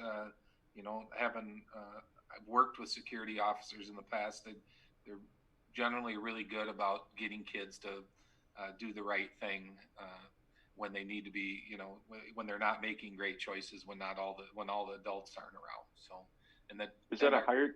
Could you contract that out? Yeah, I think we could. Okay. Last position is attendance secretary. I know, or admin assistant. I know Brian Kirsten's put this forward in the past.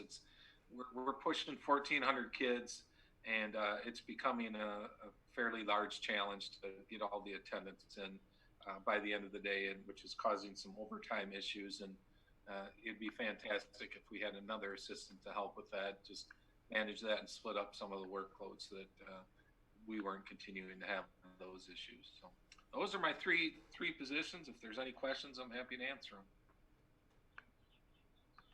Is there, Brian, is there any software to help with the attendance? Yeah, there is. So some of the issues, we have two different systems that we're working off of, Infinite Campus, which is part of it, and then our flexible schedule is done by Flex Schedule, and we call that contact time. And the Flex Schedule and Infinite Campus do not communicate well. And so one of the things I had been looking at leading up to this is there's another organization out there that does Flex Schedule kind of thing. I'm looking at them, just trying to get the Infinite Campus and whatever program we're using to get along, and so that there's not so much manual touches on it. Infinite Campus does have a flexible scheduling program, but it's just much more challenging to use, and we've looked at it several times and hoping that they'd have some enhancements, but it's not as doesn't work as well as what we currently are using. And what is the Flex Schedule? I'm sorry, I didn't understand that. So Flex Schedule is we have that Tuesday through Friday. So Monday's homeroom, Tuesday through Friday. We have a flex. It's called contact time. It's in between first and second hour. Kids sign up for either to see a teacher, go to a club, or to, if they have to retake a test or take a quiz, then they sign up for their teacher. Their teacher requests them to come during that half-hour period in between first and second. Understood. Hour. Yep.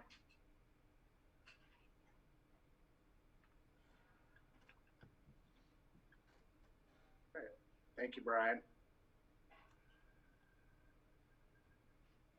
Tim and Amy. Thank you, Randy. We have quite a few requests, and Amy and I will do our best to summarize these. But certainly the rationale documents that accompany these go into these in a lot of detail.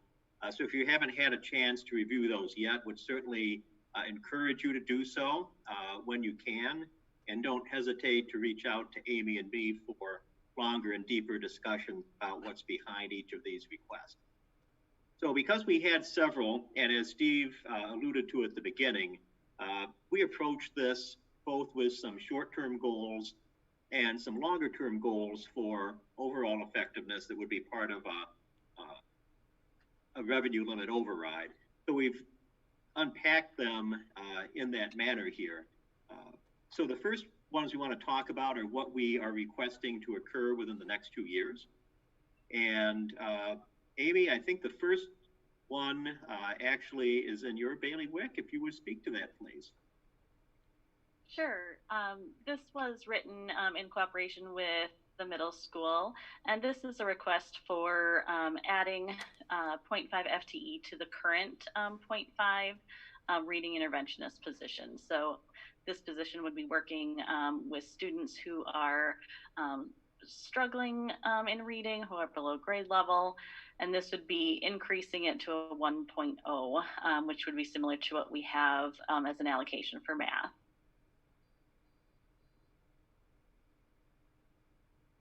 Our second item is a 20-day extended contract for the District Pathways Coordinator.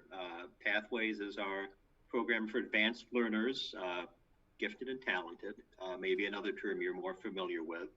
And if you've had a chance to review the accompanying documents, you have probably noticed that our investments in Pathways staffing have not grown at the same pace as our student enrollment has grown over the last 15 years to 25 years. And there's probably no position within the Pathways program that's more the case for than the role of the coordinator. For perspective, in 1996, we had a 50% coordinator position. We still have a 50% coordinator position today, even though our district enrollment has grown very considerably. So as a short-term move to address these challenges, this request just provides for 20 summer days on the contract of our Pathways coordinator to help fill in some of those gaps. The third item on our short-term requests is the Infinite Campus online registration. And so those of you who are currently parents or have been parents in the not too distant past in our district know that when you go through the summer, we provide you with a paper packet and a lot of forms where you update information, make assurances, opt in, opt out of different notices that we provide you. That's necessary for what we do as a district for our policies, procedures, records, but it's also a fairly archaic way to go about it. Many districts have moved to doing this electronically. Infinite Campus districts do this through an additional module called online registration. That is a $2 per student annual cost. And the year you move into it, you have an implementation cost. I will say that this was put in as a budget request, as it has been for the last few years, back in the winter. Within the last month, in response to the COVID emergency, we've made the decision to move ahead with it this summer using CARES funding to support the implementation year. And then how we would approach the funding for subsequent years. We have some ideas around that, but we're really focused right now on the implementation. So it's on here as a request because it was back in the winter, but this is one thing and a goal to streamline our processes and reduce the need for in-person interaction and things like registration activities where people hand in packets. We've implemented this or are in the process of implementing it this summer. Any questions on these three short-term requests? Tim, I have a question on the last one. Yes. If you implement the online registration, I know there's some extended guidance counselor time at the high school in August that deal with registration changes that students might make. And I see on your request that it might reduce staff workload. Is that the staff workload you're thinking? That there might be savings? Yeah. That's a great question, Joan. And the tool is called online registration, but the registration here refers much more to your household information, allergies, opting in or opting out of information sharing, electronic records. So registration in the sense of this tool is different than what our school counselors do at the high school. Where we would see the savings on this would be with our office professionals who currently have to go through one by one all of these household forms, review them for updates, manually key that in if there is a change to the software, check off the form and put it to the side. Whereas with this, much of that work would be streamlined. So what we see happening here is reducing demands on our office professionals at a busy time in the year, and also making sure that our form data is updated almost immediately in Infinite Campus, as opposed to sitting there for a few days to a few weeks as people have time to get to it. Thank you. Tim, you know what the cost savings would be for postage and printing and all of those papers that we receive? So we think it would come close actually to offsetting it, Brian. However, different schools and different programs approach the registration in different ways. So we don't have a single cost center we can pull that in from, but we do think the savings come probably to about 50% of the annual cost, just in terms of postage savings. And then we anticipate obviously additional staff time and data quality advantages too, but probably about a 50% recovery.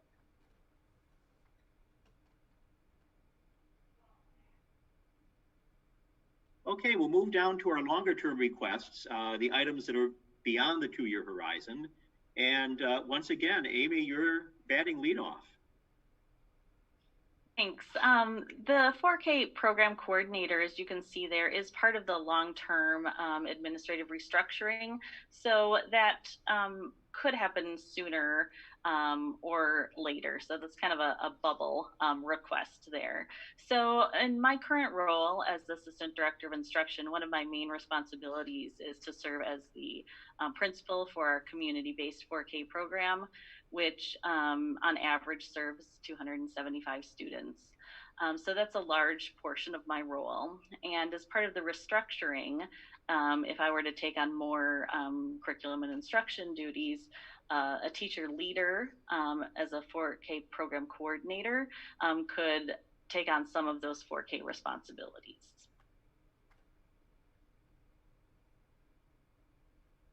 The next item is. Could I ask a question? Yes, Mark. For this coordinator role, it looks like it's a half-time position. I guess I'm wondering how easy it would be to fill that job as a half-time role only.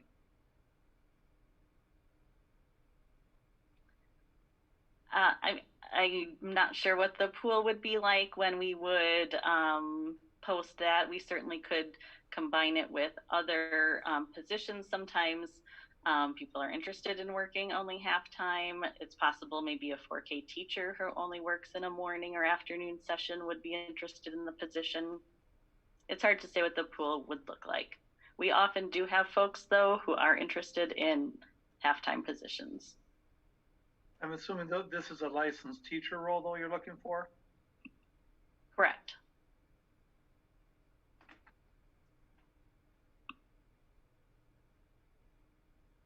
Our next item comes back to the Pathways staffing challenge.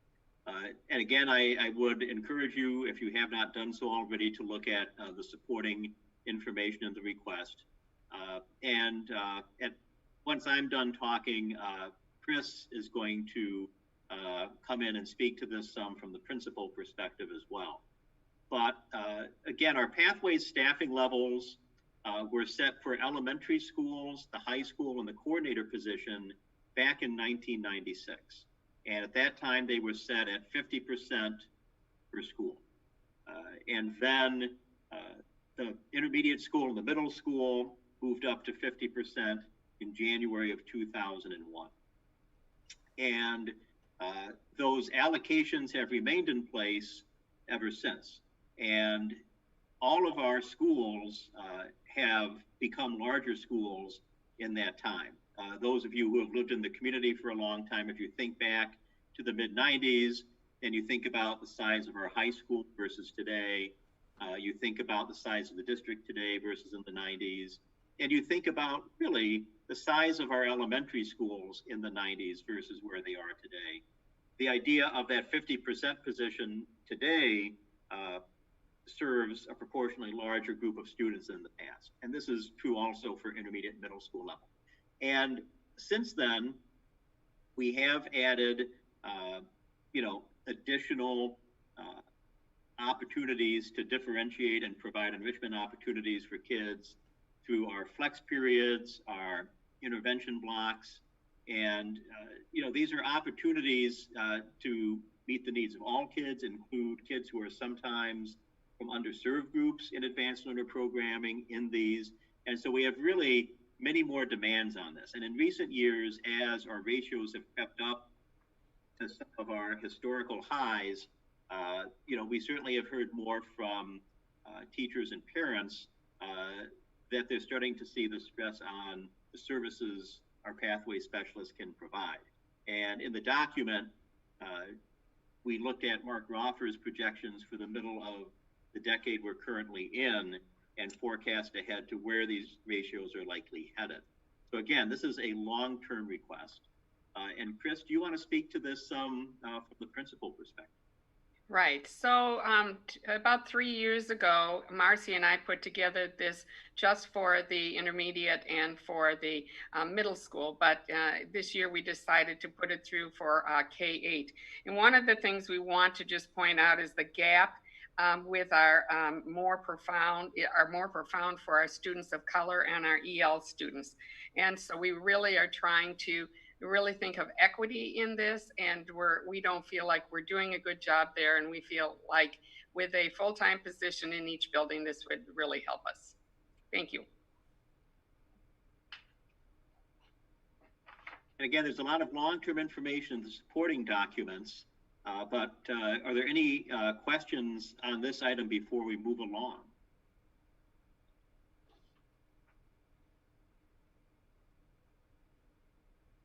Very well.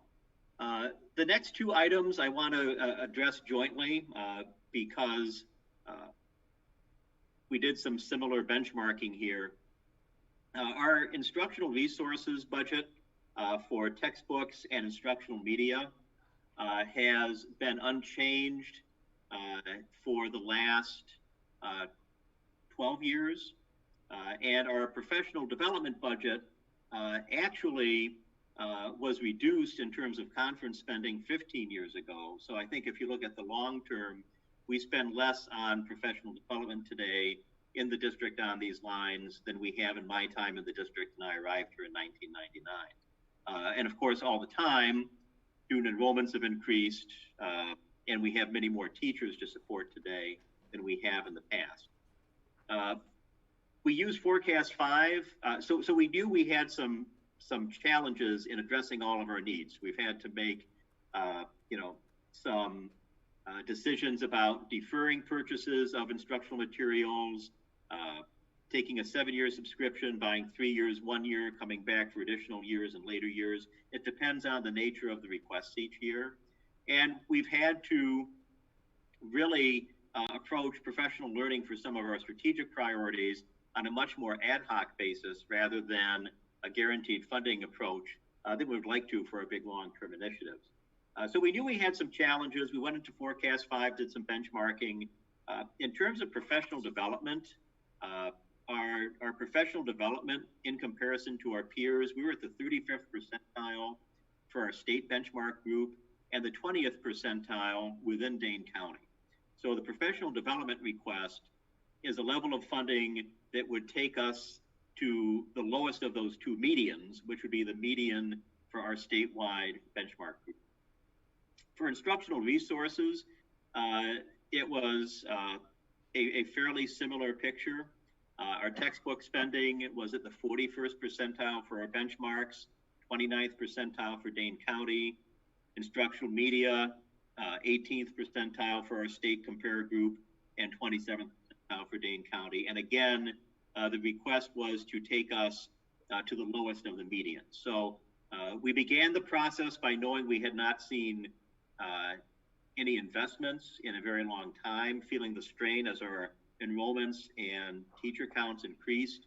And then we got some comparative data through Forecast 5. The hope for this is we would have more reliable funding for our major strategic initiatives to support those with ongoing professional learning, and to have more stable funding streams for instructional resources as our student counts continue to grow. So that's kind of the background on that. There's more in the supporting documentation, but are there any questions on the instructional resources or professional development requests?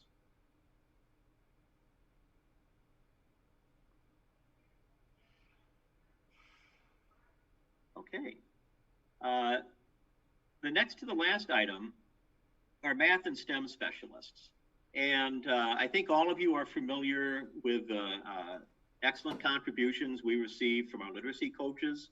We have one per school, and certainly Amy and I want to extend our appreciation to you as a board for your continued support of that. That's had a very positive impact in professional learning and support for our teachers, which then in turn leads to continued improvement in what we can provide our kids.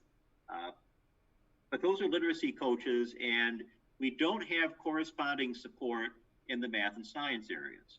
And so we call these specialists instead of coaches because the support would be more oriented towards teams than individual educators, but they would provide that coordinating role.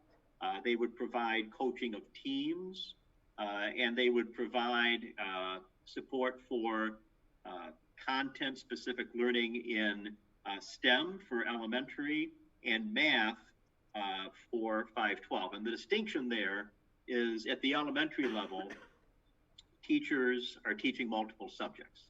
And just in terms of access to teachers during professional learning community planning time, we think having one person supporting both the science and math arenas for elementary makes sense as a way to get started in this. By our upper grades, though, teachers are much more specialized.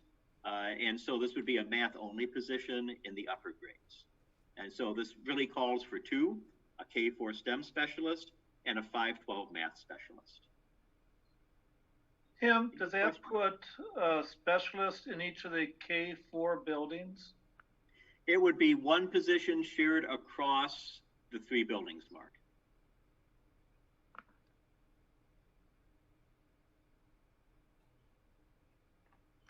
I think, if we get started in it and, we find that one K4 STEM specialist is good but not adequate, we can always come back and request an expansion of that support. But I think to ask for one per site, particularly in the context of all of these requests, we decided to start with one for the level. So for correction's sake, it's one for all 4 buildings, K6? One for all 4 buildings, K4, and then 512, where it begins to get a lot more departmentalized, we would move towards math only. Okay, I'm only asking to conceptualize it. I know the last several years we've been hearing frequently from the elementary levels about the wish for support with the science curriculum. Mm-hmm.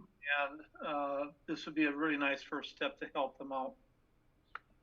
Yeah, and I want to emphasize it's a first step. I mean, we get into it, we get experience, and if we decide we need to take it in some different directions, we could certainly do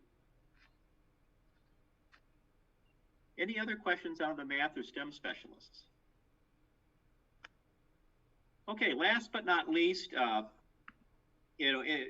it's a best practice overall, but in Wisconsin, Wisconsin districts are also mandated to provide induction support for teachers in their first 3 years in the profession. And if you've noticed our participation agreements that come through for the Dane County New Teacher Project, that is the county consortium that provides technical assistance for us as we embark on these processes.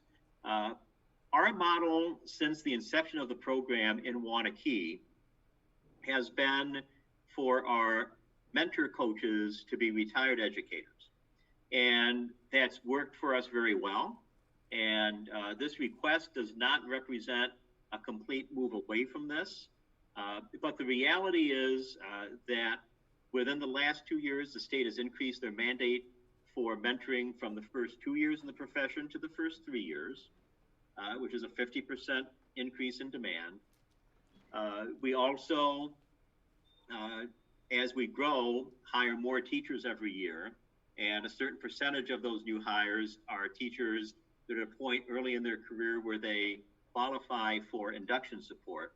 So our demands for mentoring has increased, and our pool of high quality retirees who also have an interest in the role is very finite. And so although we have had outstanding results with our retired model, we are proposing long-term.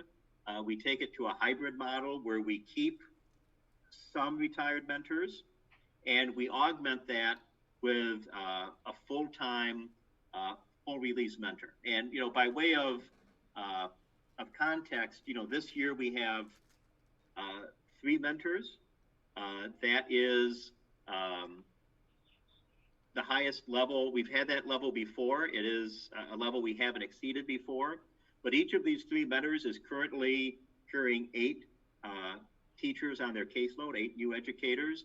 And that's an all-time high on ratio. It's really higher than we'd like to see.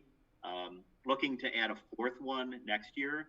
And long-term, as we look at our continued growth, we think it would be prudent to augment it with a mix of retired mentors and a release mentor. Any questions on that?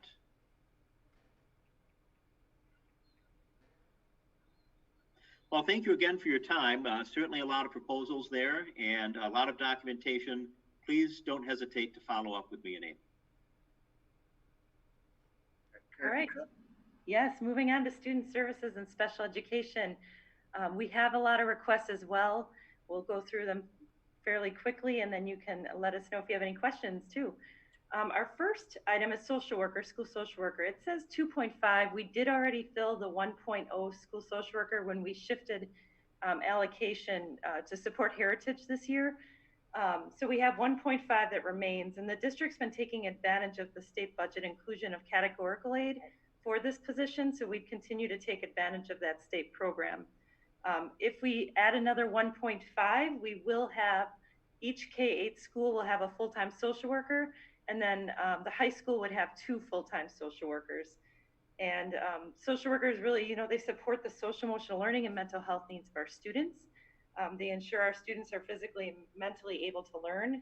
They oftentimes serve as a home school community link. So they're an important piece of our student services department. And Kurt's going to take us to the next one. Yes, and I hope you're hearing me because during Sheila's presentation, my laptop crashed, so I had to scramble to get back up and running. So I hope you're hearing me. The next position, the middle school special ed teacher position, is anticipation of students transitioning from the intermediate to the middle school. 2 years ago, or actually last year, we actually added an additional teacher position there, and now those students are beginning to move into the middle school, and the number of students and the needs of the students dictate that we do add a teacher position at the middle school within the next 2 years. The next item, the Student Services Director split. I know Randy has this on his reorganization plan. I'll just say that there will be an opportunity within the next few years for a logical decision-making point for that position to be split. For the board members who are more recent to the board, and now I don't know with Julie being off the board, if there are any board members that remember, there was a point in time when we did have 2 administrators in student services. They had, one had responsibilities for special education, which was me, and then Dan Carter, it actually started with Mary Geschke, had duties that were exclusive to support programs, student support programs, or the traditional student services type positions. And with growth, it makes sense to get back to a similar model. Okay, next one is District Facilitator of Interpretation and Family Engagement, starting off with proposing a 0.5 or 50% position, but hoping that it would eventually increase to a full-time 1.0. We have about 100 English language learners who need support, and within that 100, there's 15 different languages of English language learning support needed. And then just an interesting fact is our home language survey indicates that we actually have 30 different home languages spoken in our district. So what we're seeing is an increase in need of translation interpretation services. We probably see around anywhere from 90 to 150 requests for interpretation or translations coming in per month, but we feel this number is fairly low. We're still trying to shift our mindset into making sure everything is translated in Spanish, and so sometimes things fall through the cracks. So we need to continue to get better and getting things translated and improve our efforts in engaging our English language learners and their families so that they have similar educational experiences of their peers. So this position would coordinate all of our translation and interpretation services as a district, and also serve as a student and family engagement coordinator. And then that would also allow for our current ESL staff, our teachers, focus more on teaching rather than doing all the other pieces that are needed, the translation, interpretation, and family engagement piece. Just something to note as well, there might be some money that can be reallocated to support this because we do have contracted interpreters and translators that we use and that we pay. We also utilize the language line. And from what I can tell, just in the past few years looking back, it's about 12 to 15,000 a year spent on that already. All right. The next item actually combines two separate proposals that were submitted, one for special ed building coordinators and the other for behavior interventionists. I put them on here as a combined item just because I want to talk about them together, because I think it's possible that through implementation of special ed building coordinators, some of the behavioral interventionist components can come forward with that particular position of special education building coordinators. Over the last several years, I've had conversations with Randy, the principals, about trying to bring some more administrative type positioning directly within the buildings. As we've grown as a district, administratively, sometimes your attention isn't always where it needs to be because you're working on multiple projects at one particular moment in time.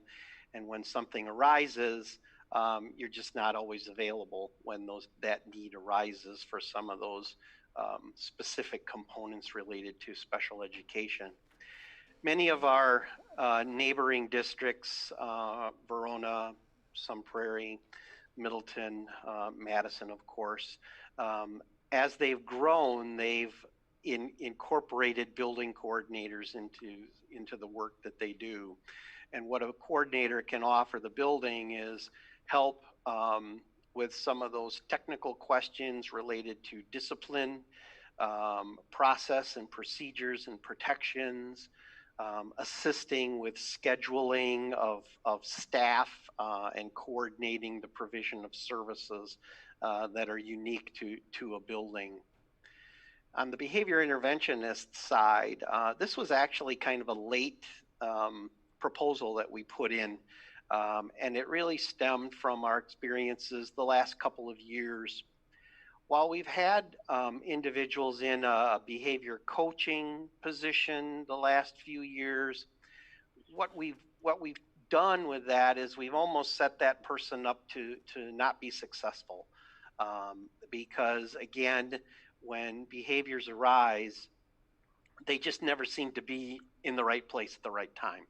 And then the response is a little bit slower than what is desired, and then frustrations build. I think you can look at these two positions as meeting the needs, but be able to do it in a more efficient way if you go the route of the special ed building coordinator piece, because there definitely is time and availability for that individual to intervene when behaviors arise, in looking at some of the models and some of the responses in some of the other of our neighboring districts who have a model that has that special ed building coordinator piece. Hey, school nurse, we're hoping to increase 0.5 so that we have 2 full-time nurses in the district. Right now we have 1.5 FTE, and grades 5 through 12 have a full-time nurse, and pre-K through 4th have a half-time of 0.5. Increasing our school nurse allocation is going to allow us to balance the assignments so that we could have a pre-K through 6th grade full-time nurse, and then a second full-time nurse for grades 7 through 12. And this is because the district's really seeing an increase in student health needs. Our nurses case manage 504 plans, Section 504 plans for students who have health-related needs. They develop health plans, allergy management plans. They train staff every year on using medication and administering emergency medication. They oversee the administration of medication in the health office and the health assistants. And they monitor and make sure we're in compliance with student immunization records. So definitely something we want to increase, and it would help us kind of get up to speed with the rest of Dane County as far as nurse student allocation. The occupational therapist position, we currently have 2.5 FTE occupational therapists, and then a partial FTE of a certified occupational therapy assistant position. The occupational therapists actually by law have a cap on their caseload size of 30 students, 45 if you have a full-time occupational therapist, but that would be occupational therapy assistant. Of course, that 45 is for each would be having 3 certified occupational therapists. So since we don't have that, we really try to keep their caseloads to that 30 level. We have not increased the FTE in this area, and we are running well over 30. We're growing in this area as you would anticipate with the growth of our district. And by adding, making the half-time person a full-time person, that would get us back within the 30 ratio, which would honor the legal requirement that does exist. The Section 504 coordinator, we have over 120 students in our district with 504 plans. The vast majority of those are between the middle school and high school, with the high school having probably 50% of those plans. Well, probably more than that now. They're probably more like 60% of the plans are at the high school level. The vision for this position would for it to be a teacher position. And my reasoning for that is because, and it would be focused on middle school and high school where the bulk of the position or the bulk of the plans are. And by having it as a teacher position, it would actually give us the flexibility, and I wish Julie Wayner would be hearing this right now. It would provide us the flexibility with another person who would be available to actually ensure that students are receiving some of their accommodations because they would be able to provide those accommodations. For example, most students with 504 plans have some accommodation related to testing classroom tests. And this person would be allowed to schedule and coordinate with students and teachers to be available to help students with those accommodations and provide those accommodations as they're taking their tests.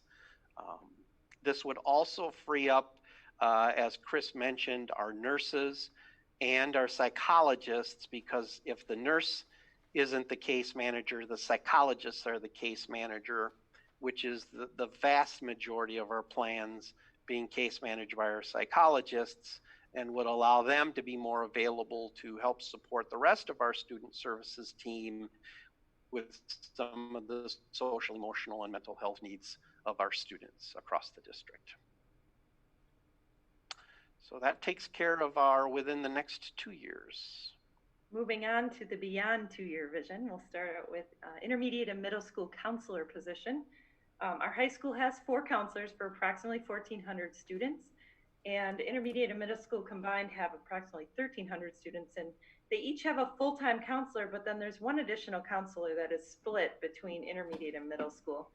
So if we follow the ratio of the high school, it suggests that we should have a 1.0 FTE counselor added to intermediate and middle school so that each building would have 2 full-time counselors. And we are, counselors are we're looking to shift a little bit of their role. They're changing to be more supportive of building social emotional learning that's happening and addressing some of the mental health needs. They also, in secondary level, grades 6 through 12, they support academic and career planning, and that takes a big chunk of their time as well. The next one is school psychologists. A 1.0 increase for school psychologists is in the vision beyond 2 years. This would allow us to have a school psychologist at every building rather than having one that's shared across buildings. Our school psychologists, as Kurt mentioned, they manage all our Section 504 plans that are not health related. They have extensive knowledge on data, and they use data, collect, interpret data for our intervention teams. They work a lot with the social emotional learning and mental health needs of students, similar to our social workers and counselors. So that's one thing we'd like to increase as well beyond 2 years. The district equity coordinator. I put this one on there, submitted this one just as kind of a, we've focused a lot this year on our beginning conversations in regards to equity and work with our staff on equity. I actually submitted this before the committee, the ad hoc committee was created by the board. And maybe this position, while I put it forth, is something that could be something that comes out of that ad hoc committee work as a possible recommendation. Again, as districts grow, our area districts, again, looking at the Veronas and the Middletons, Sun Prairies, have added a position similar to this, may be called something different, but again, what it does is it provides that focus to make sure that the opportunities that we're providing our students and our families have that equity lens to it, and to make sure that we're looking at our policies and procedures and practices from that equity lens as well. And that's what this position would do, is provide that focus.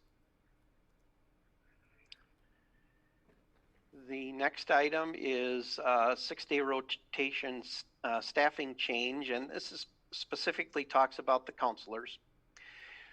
When we move to and this is at the elementary, the K-5 level actually. When we move to the 6-day specials rotation, the counselors were placed in that rotation to provide the lessons, the developmental guidance lessons.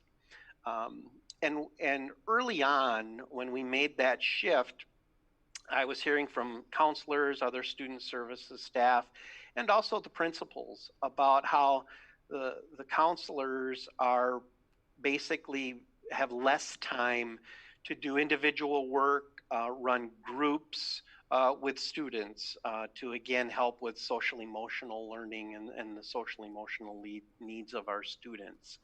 So what this proposal does is it removes the counselors from that specials rotation.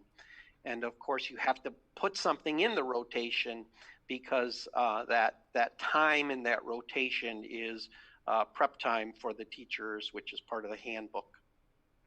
So this would replace the counselors with something else so that the counselors then would be available to their students and families on a higher level than what they currently are able to, being embedded into that 6-day rotation. And the last item, early childhood special education paraeducator. As we continue to grow as a district, you know, like we have more students at the high school and in all of our grades, we also have more students that we're identifying at that 3 to 4-year-old age level. Our 4-year-olds are served through our 4K programs. And as we've also added different locations for our 4K programs, our students, our 4K students who have IEPs and need support through our special education staff are also spread around through more sites. What we've done, Amy Johnson and I and the early childhood staff work on placing students at the different sites. Our philosophy has been that we honor the first or second choice of the parents as to which site that they would like their child to attend, including if it's AM or PM. As we've allowed that, we've been having to support students at multiple sites, which then doesn't always lend to us providing, we're always meeting the level of requirement in our IEPs. It just makes it more challenging with travel and just being where we need to be again, and being responsive to those sites for questions or inquiries that they might have. This year, we are actually going to be more, I guess I'll say it in a different way, we'll be less honoring parent requests because we don't have the necessary staff to do it. So this is kind of a philosophical question of, do we want to honor parents' requests for the locations and the AM or PM choices that they wish, or do we limit that, which we can do, and we decide which sections and locations that students with IEPs are going to attend? If you equate that to the non-early childhood level and to our elementary level, we try to serve all of our students in their neighborhood school. It's not quite an equal comparison, but if you're allowing parents to choose their 4K sites, you're kind of giving the same opportunity that parents have when they move to Waunakee and they live in an attendance area, one of our 3 elementary attendance areas. So that's kind of the philosophical question we need to answer. If we're going to continue to allow parent choice, then we'll need more staff in order to provide the level of support that we need to provide. Questions?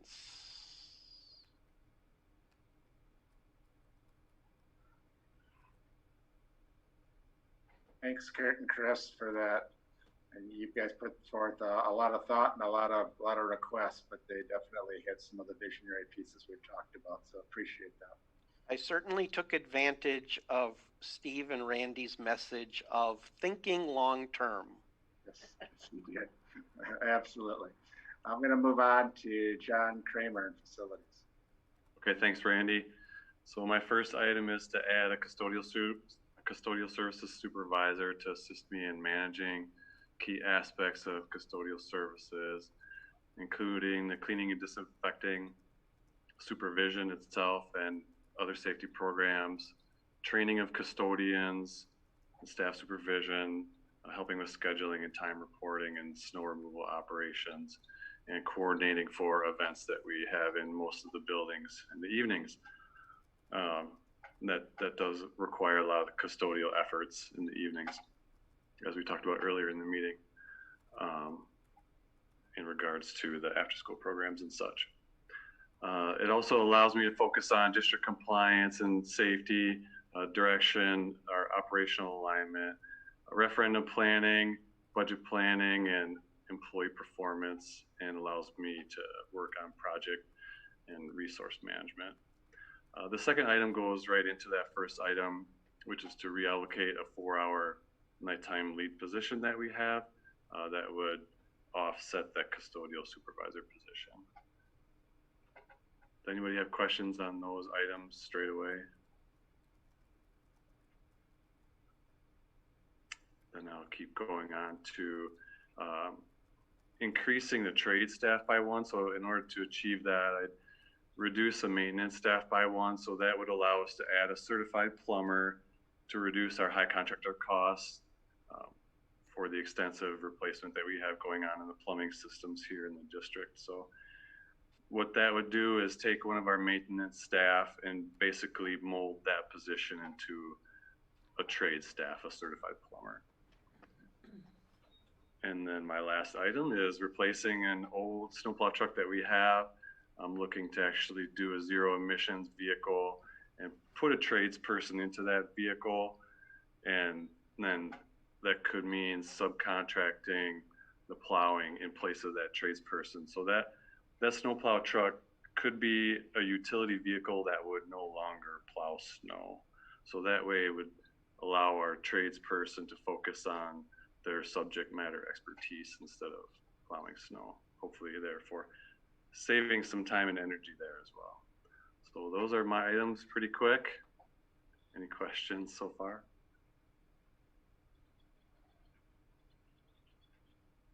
Hey, John, where would that 4-hour nighttime lead position, what facility would that come out of? That's an existing open position that we have, Brian. It's already here, out of my department.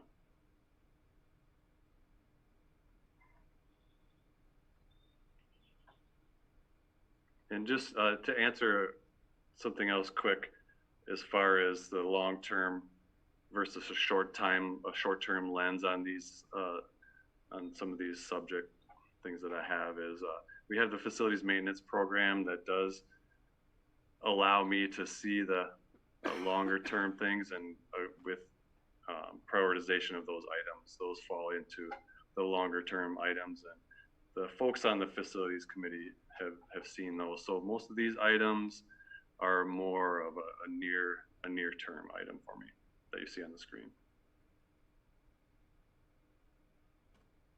Awesome. Thanks, John. Okay, thanks, Randy. All right, Herb. Yes, I'm ready. Thanks, Rebecca, for letting me use your office, by the way. Can everybody hear me? Hello? Yes, we can. Okay. I had to relocate. I'm at Bethel right now.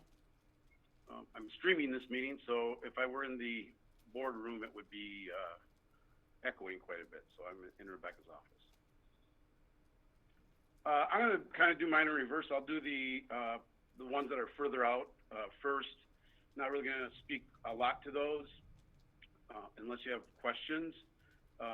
The additional tech person is basically as the one-to-one program expands and gets bigger, we're going to need some additional help in my staff. So that's where that one is. But that's within the next 2 years, not next year. District webmaster. One of the things that I did, I believe 5 or 6 years ago, we did a website redesign. We're due for another redesign, and I'm planning on doing that this next year, but that's a year-long project, and it takes a lot of effort, a lot of people, a lot of meetings. It's just very involved. And I think eventually, as we move forward, we're going to want to hand that duty over to someone that can coordinate it all the way up across the whole district. Make it more comprehensive, make it so that it's consistent, have all kinds of better calendar situations and those kind of things. So those are further off. I'll take any questions for those two if you have any. Okay, none. The technology integration specialist. That is a position that has been requested in the past. I've requested it a number of times in the past since I've been here. However, with this situation that we got in, with the Learning at Home program, it exposed the fact that the K-4 buildings do not have a tech integration specialist. Those teachers had to basically switch from face-to-face learning to at home, doing lesson planning, lesson presentation, all of that kind of stuff without the support of a technology integration specialist. So not only is it something that's an equity issue, but it looks like we're going to be in this situation at least for the short term. So right now, as it is, the teachers at the K-4 level, most of their support is coming from the one tech, from other teachers, from their principals, and that's not really the best situation because everybody's stretched as thin as possible. So as I put in there, this has been a lower priority in the past. I think that it's ratcheted up quite a bit, at least the last 3 or 4 months.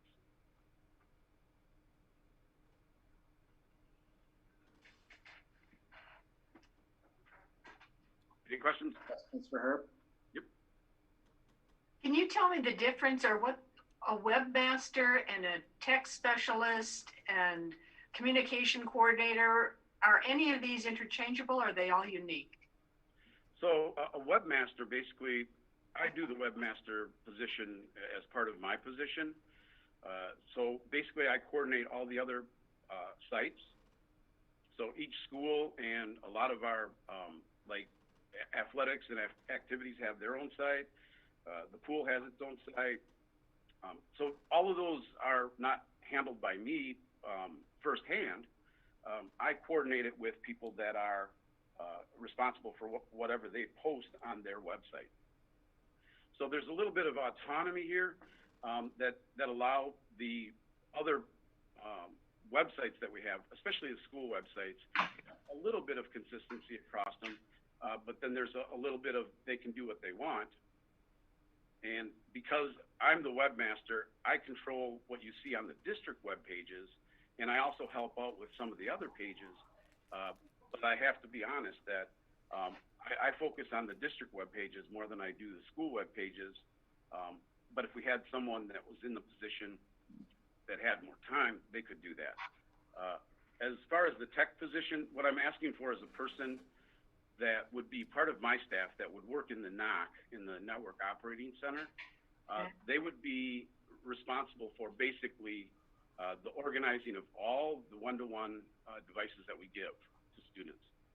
It would probably also work with the staff as we move them kind of more to the mobile situation. We're talking about getting them Chromebooks and or laptops in their hands. So this person would be coordinating that, fixing them, asset tag, inventory in them, those kind of things.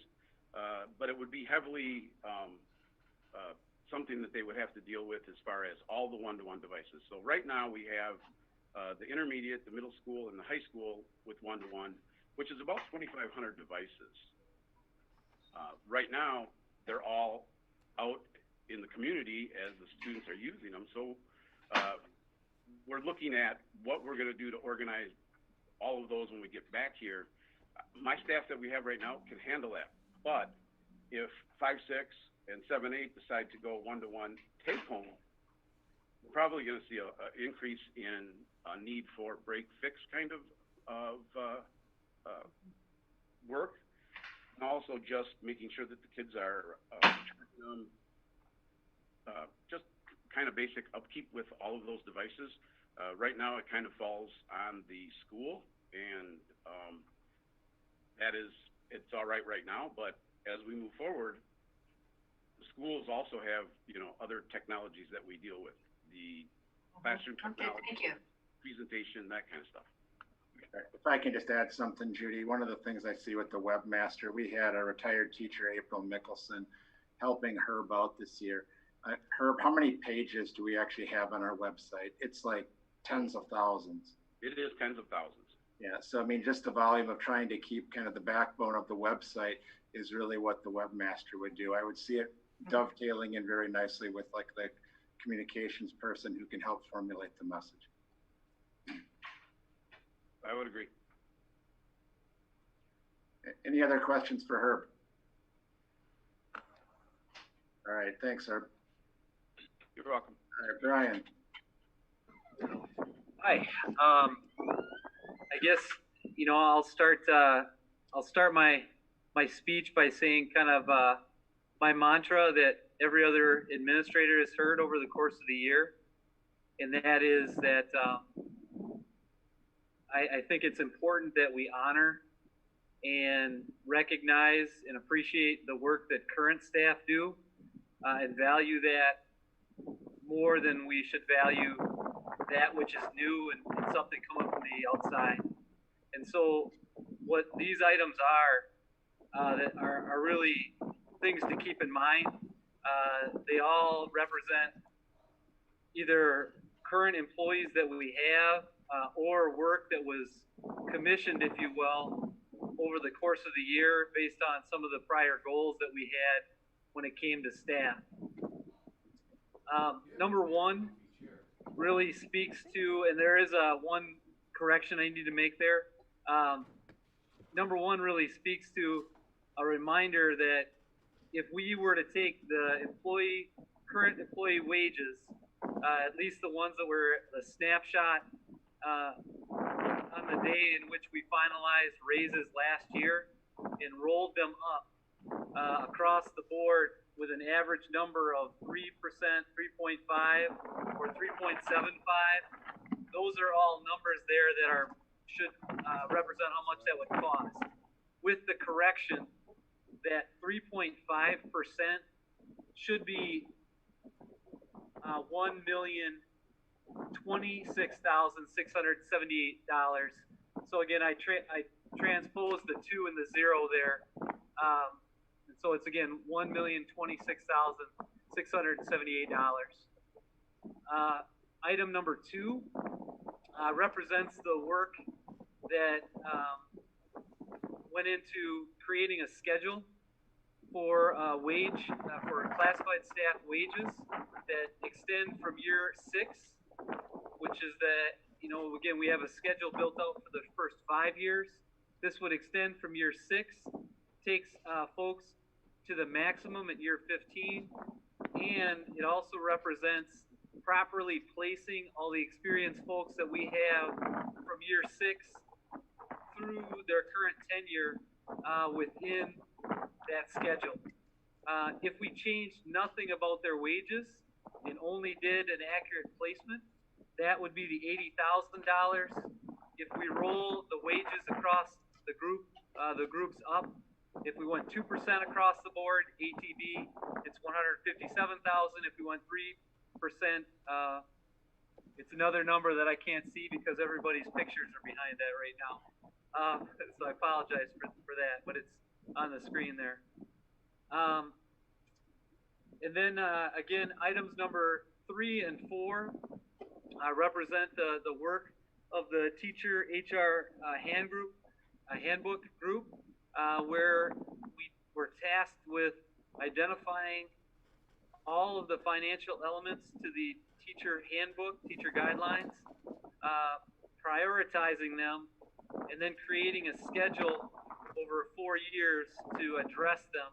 And in these 2 particular items, I can't give you an exact historical context, but both of these numbers haven't been addressed for at least the last 12 or 13 years. And so there is quite a bit of time from when they were last adjusted. So these are both steps to start to adjust them to make them a little bit more of a current financial value. And I guess at that point, I'm able or ready to take any questions.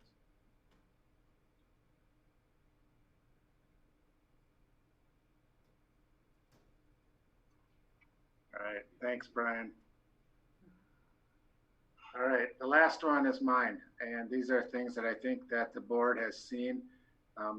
Part of them are what you heard tonight, and others you've seen in different documents from me, either long-term or short-term. We started this conversation with the board almost 2 years ago of looking at kind of structuring of our district administratively as we continue to grow as a district. With having 4,300 kids now, gaining basically 1,000 kids over the last decade or so, and then just looking at our projections as far as where we're going, I think it's prudent that we also take a look at how we're structured from an administrative perspective. Some of the rest of the team have talked about some of the adjustments, and I'll touch on those briefly. And I'm going to start off with things within the next 2 years. The board received a memo from me that was kind of a time period after my annual evaluation, where it was just requested to have some additional information on some of my vision in the short term of where I'd like to go with administration. That really generally speaks to the bullet points that I have within the first 2 years. The next agenda item on the agenda tonight is just clarification of the conversation from the goals committee, which is recommending that we continue to move forward with the communication specialist. You see that with regards to the work within the social media area, and also you can see how it would dovetail at a future point when we have a more defined person who's in charge of our website. You heard Dan talk about the AP at Heritage. I shared with the goals committee that I feel that this is a high need for us as I see the growth that's occurring there, the student needs, the instructional needs.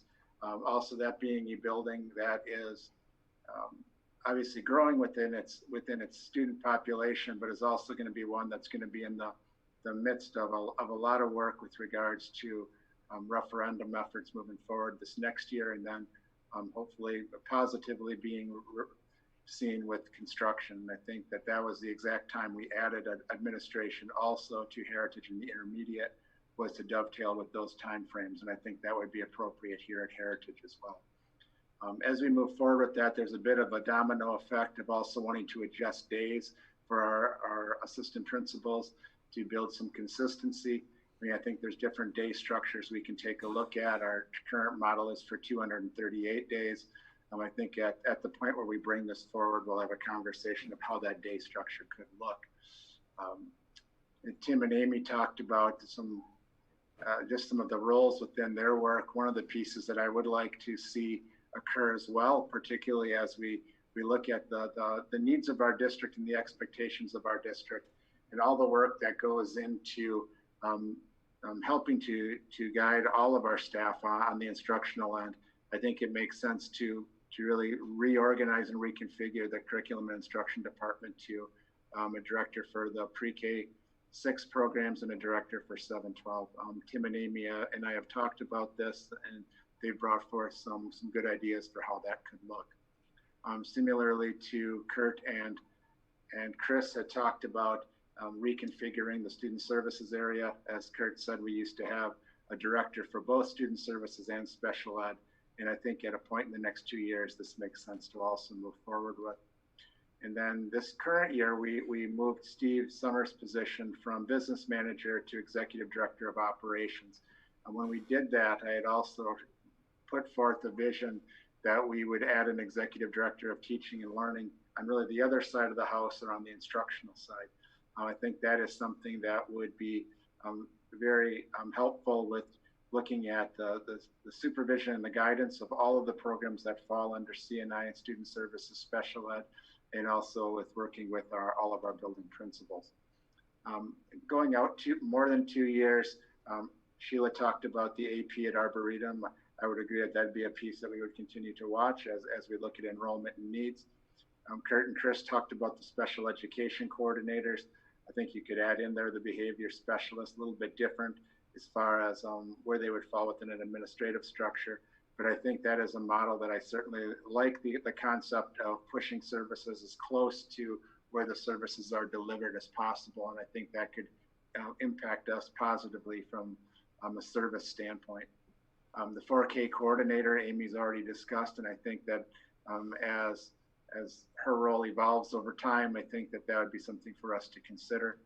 And again, looking at kind of the responsibilities that I've asked Steve to take on as executive director of operations, I think there's a point in the future that as we look at structures or restructuring within that department, potentially adding another certified business manager at a point in the future as we get larger does make some sense. And the district data and assessment coordinator is very similar to the needs that you heard Brian Borowski talk about from a high school standpoint and managing all of our assessments and data. I think we could really utilize that from a district perspective as well, since much of that gets pushed down to the sites, or Tim Schell is really taking on much of that role, particularly with the deep dives into the data pieces. So when I look at kind of where we're going as a district and as we continue to grow and to maintain the quality and expectations that I think that we all desire, these are some things that I think we should consider in order to support our students, our staff, and our families. So with that, I would open it up for any questions.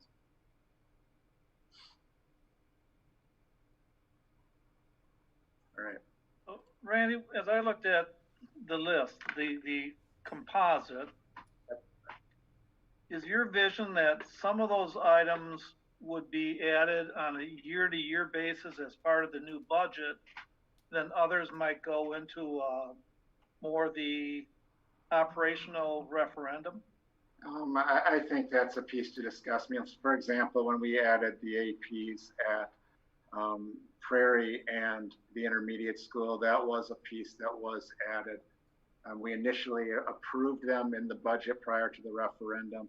We were going to carry them in fund balance for a year, and then if the referendum passed, they would become part of that, and if they didn't, we would absorb it into our budget in the subsequent year.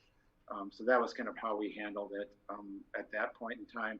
I think it's kind of as with all the other requests you've seen tonight, I think it's creative budgeting and trying to see how we can utilize our funds to the best needs possible is what we're going to have to do. I mean, not all of these are, some of them are expensive positions. Obviously, adding an assistant principal or adding a new position has a great deal of cost. Some of the reconfiguration is much lesser in value, dollar value. Randy, I guess I just appreciate the extensiveness and completeness of this list. I see this kind of similar to the facility spreadsheet that Findorf did for us, and this is being done on the educational side. And I guess I would just like to say I hope that we can aggressively look at this list as we look at that operational referendum, so that we can include, you know, adding these pieces to our operation as we move forward down the road. But I know we need that referendum money to do many of these things. So I just hope that we use this vision as we start preparing for that operational referendum. Thanks, Joan. And I think that's a piece of kind of what are the next steps. I mean, certainly we have to be mindful of where we're sitting in the current year, and also bringing forth some ideas with the budget committee to see kind of comfort levels and ideas for how we can fund some of our top priorities. We're realistic. We know that we probably aren't going to be able to go deep into our list, but certainly are looking for ways that, but if you just take a look at the annualized budget, it's going to be very difficult to meet those needs moving forward. So we do need to look creatively as far as how we can leverage our funds to the best possible outcomes for our student, staff, and their parents. We're going to continue to have more dialogue. This is not the format in which Steve and I envisioned us kind of laying all of these out. So I really appreciate your patience this evening as we walk through all of these. As you can see, our administrators are very passionate about the things that they put out in front of you, and certainly want to advocate and talk about those pieces because they're important for the work that we do. And I think just as a few of you have already pointed out, as we do our future planning, these are the things that we want to come back and have some conversations on. These are the things that have an impact every single day with our staff and our kids.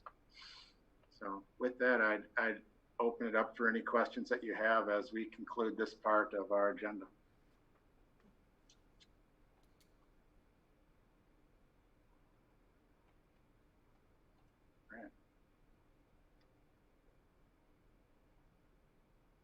All right, Dave, I think that's all we needed on this item.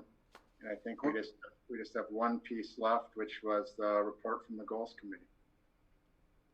So the Goals Committee met last week on May 18th, and one of the strong issues that came out was basically support for the communications position, which for those of you who've been on the board for a while know is a multi-year process to how we decided when and if we should fully support 100% communications position in the district. And the Goals Committee basically felt that there was strong support for it, and that especially seeing what we're dealing with now, it'd be great to have somebody doing that job. I mean, Randy is eating up so much of his time, not dealing with the administrative stuff, but dealing with just getting the communication of what the school district is doing, can do, and can't do under this situation. It seems like this is showing an even greater need for that position. And therefore, we were thinking we wanted to refer it to the whole board with the idea of, should this be put back in the budget, with the idea that it's incredibly important for her to have it this coming year.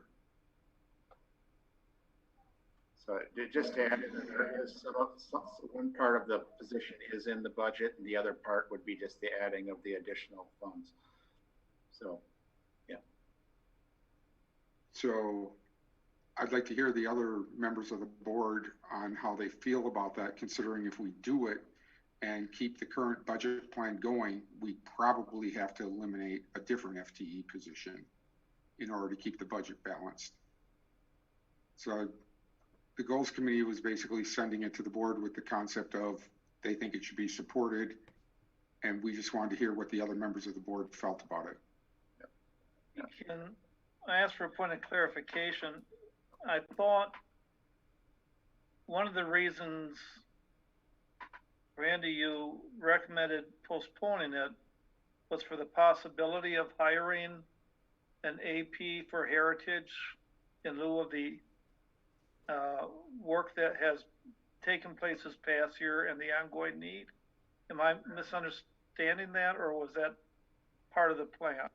No, you're correct, Mark. I think let me clarify a few things. I'm trying, in making that recommendation was not based on the fact that I don't think we need someone in communications. It's was really a shift of looking at from a financial standpoint. I strongly believe we need to find the dollars for the assistant principal.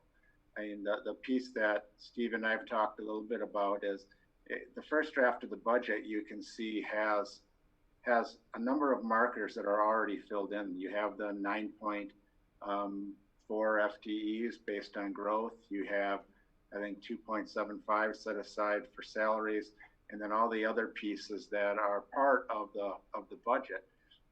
But we also know that we are going to most likely have, as long as the budget for the current year and the status of things at the state level remain where they're at, there'll probably be some additional funds coming forward as we have retirements and replacement costs. There's usually a differential there that we're able to apply in other areas. So we feel that there's dollars to make some of these decisions.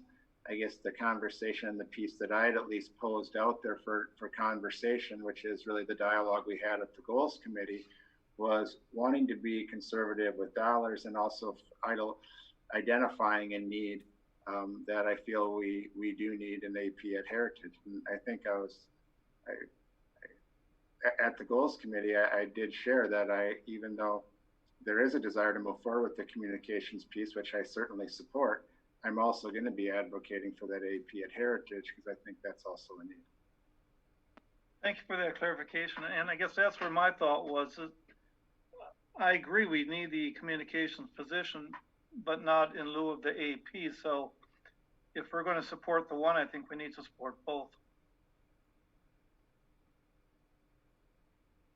I would agree with that. I feel the communication director is really, really important. We have supported that. It's been in the budget. I don't want to lose that. But with what's going on at Heritage, I really hope that we can find the funds for that AP position at Heritage. And I don't think our position on the goals committee was one or the other. You know, I think we didn't talk about that. I mean, it was in support of why we would need a communications person in place, and that benefits everyone from HR to our overall message to the communication to the community to our parents to our students to social media, web design. You know, that person is integral in bringing everything together. So, but yeah, it wasn't a conversation regarding one or the other, but there's definitely a need for an AP as well. No, I would agree. I don't think we didn't discuss the concept that meant no AP at Heritage. We just discussed the concept of we've got to find a way to get on something that we voted on over a year ago to approve. And for various reasons, it's been held off. But I just wanted to know, is the board starting to feel that we shouldn't do that, or do we just have to find another way to do it? I think we need that. We need that position. I think we need to find a way to do it.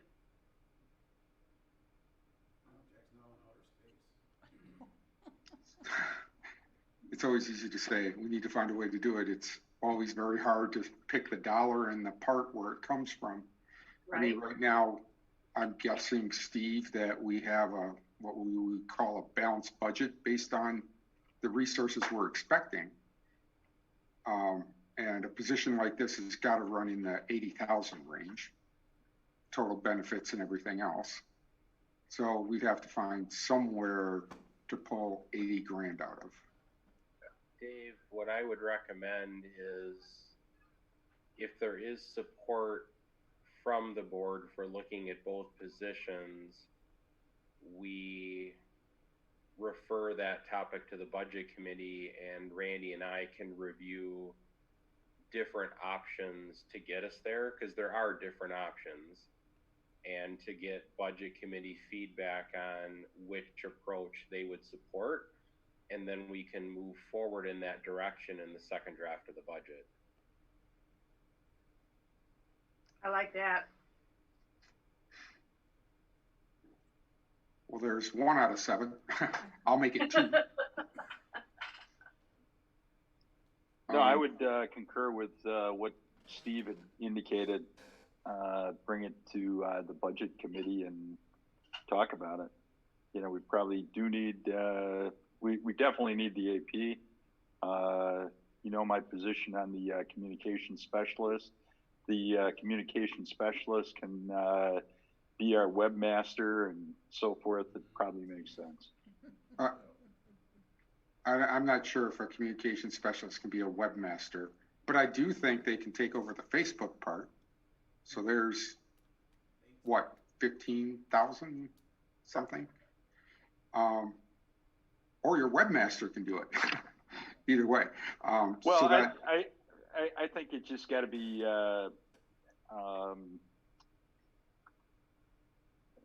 I'm not going to go into it tonight.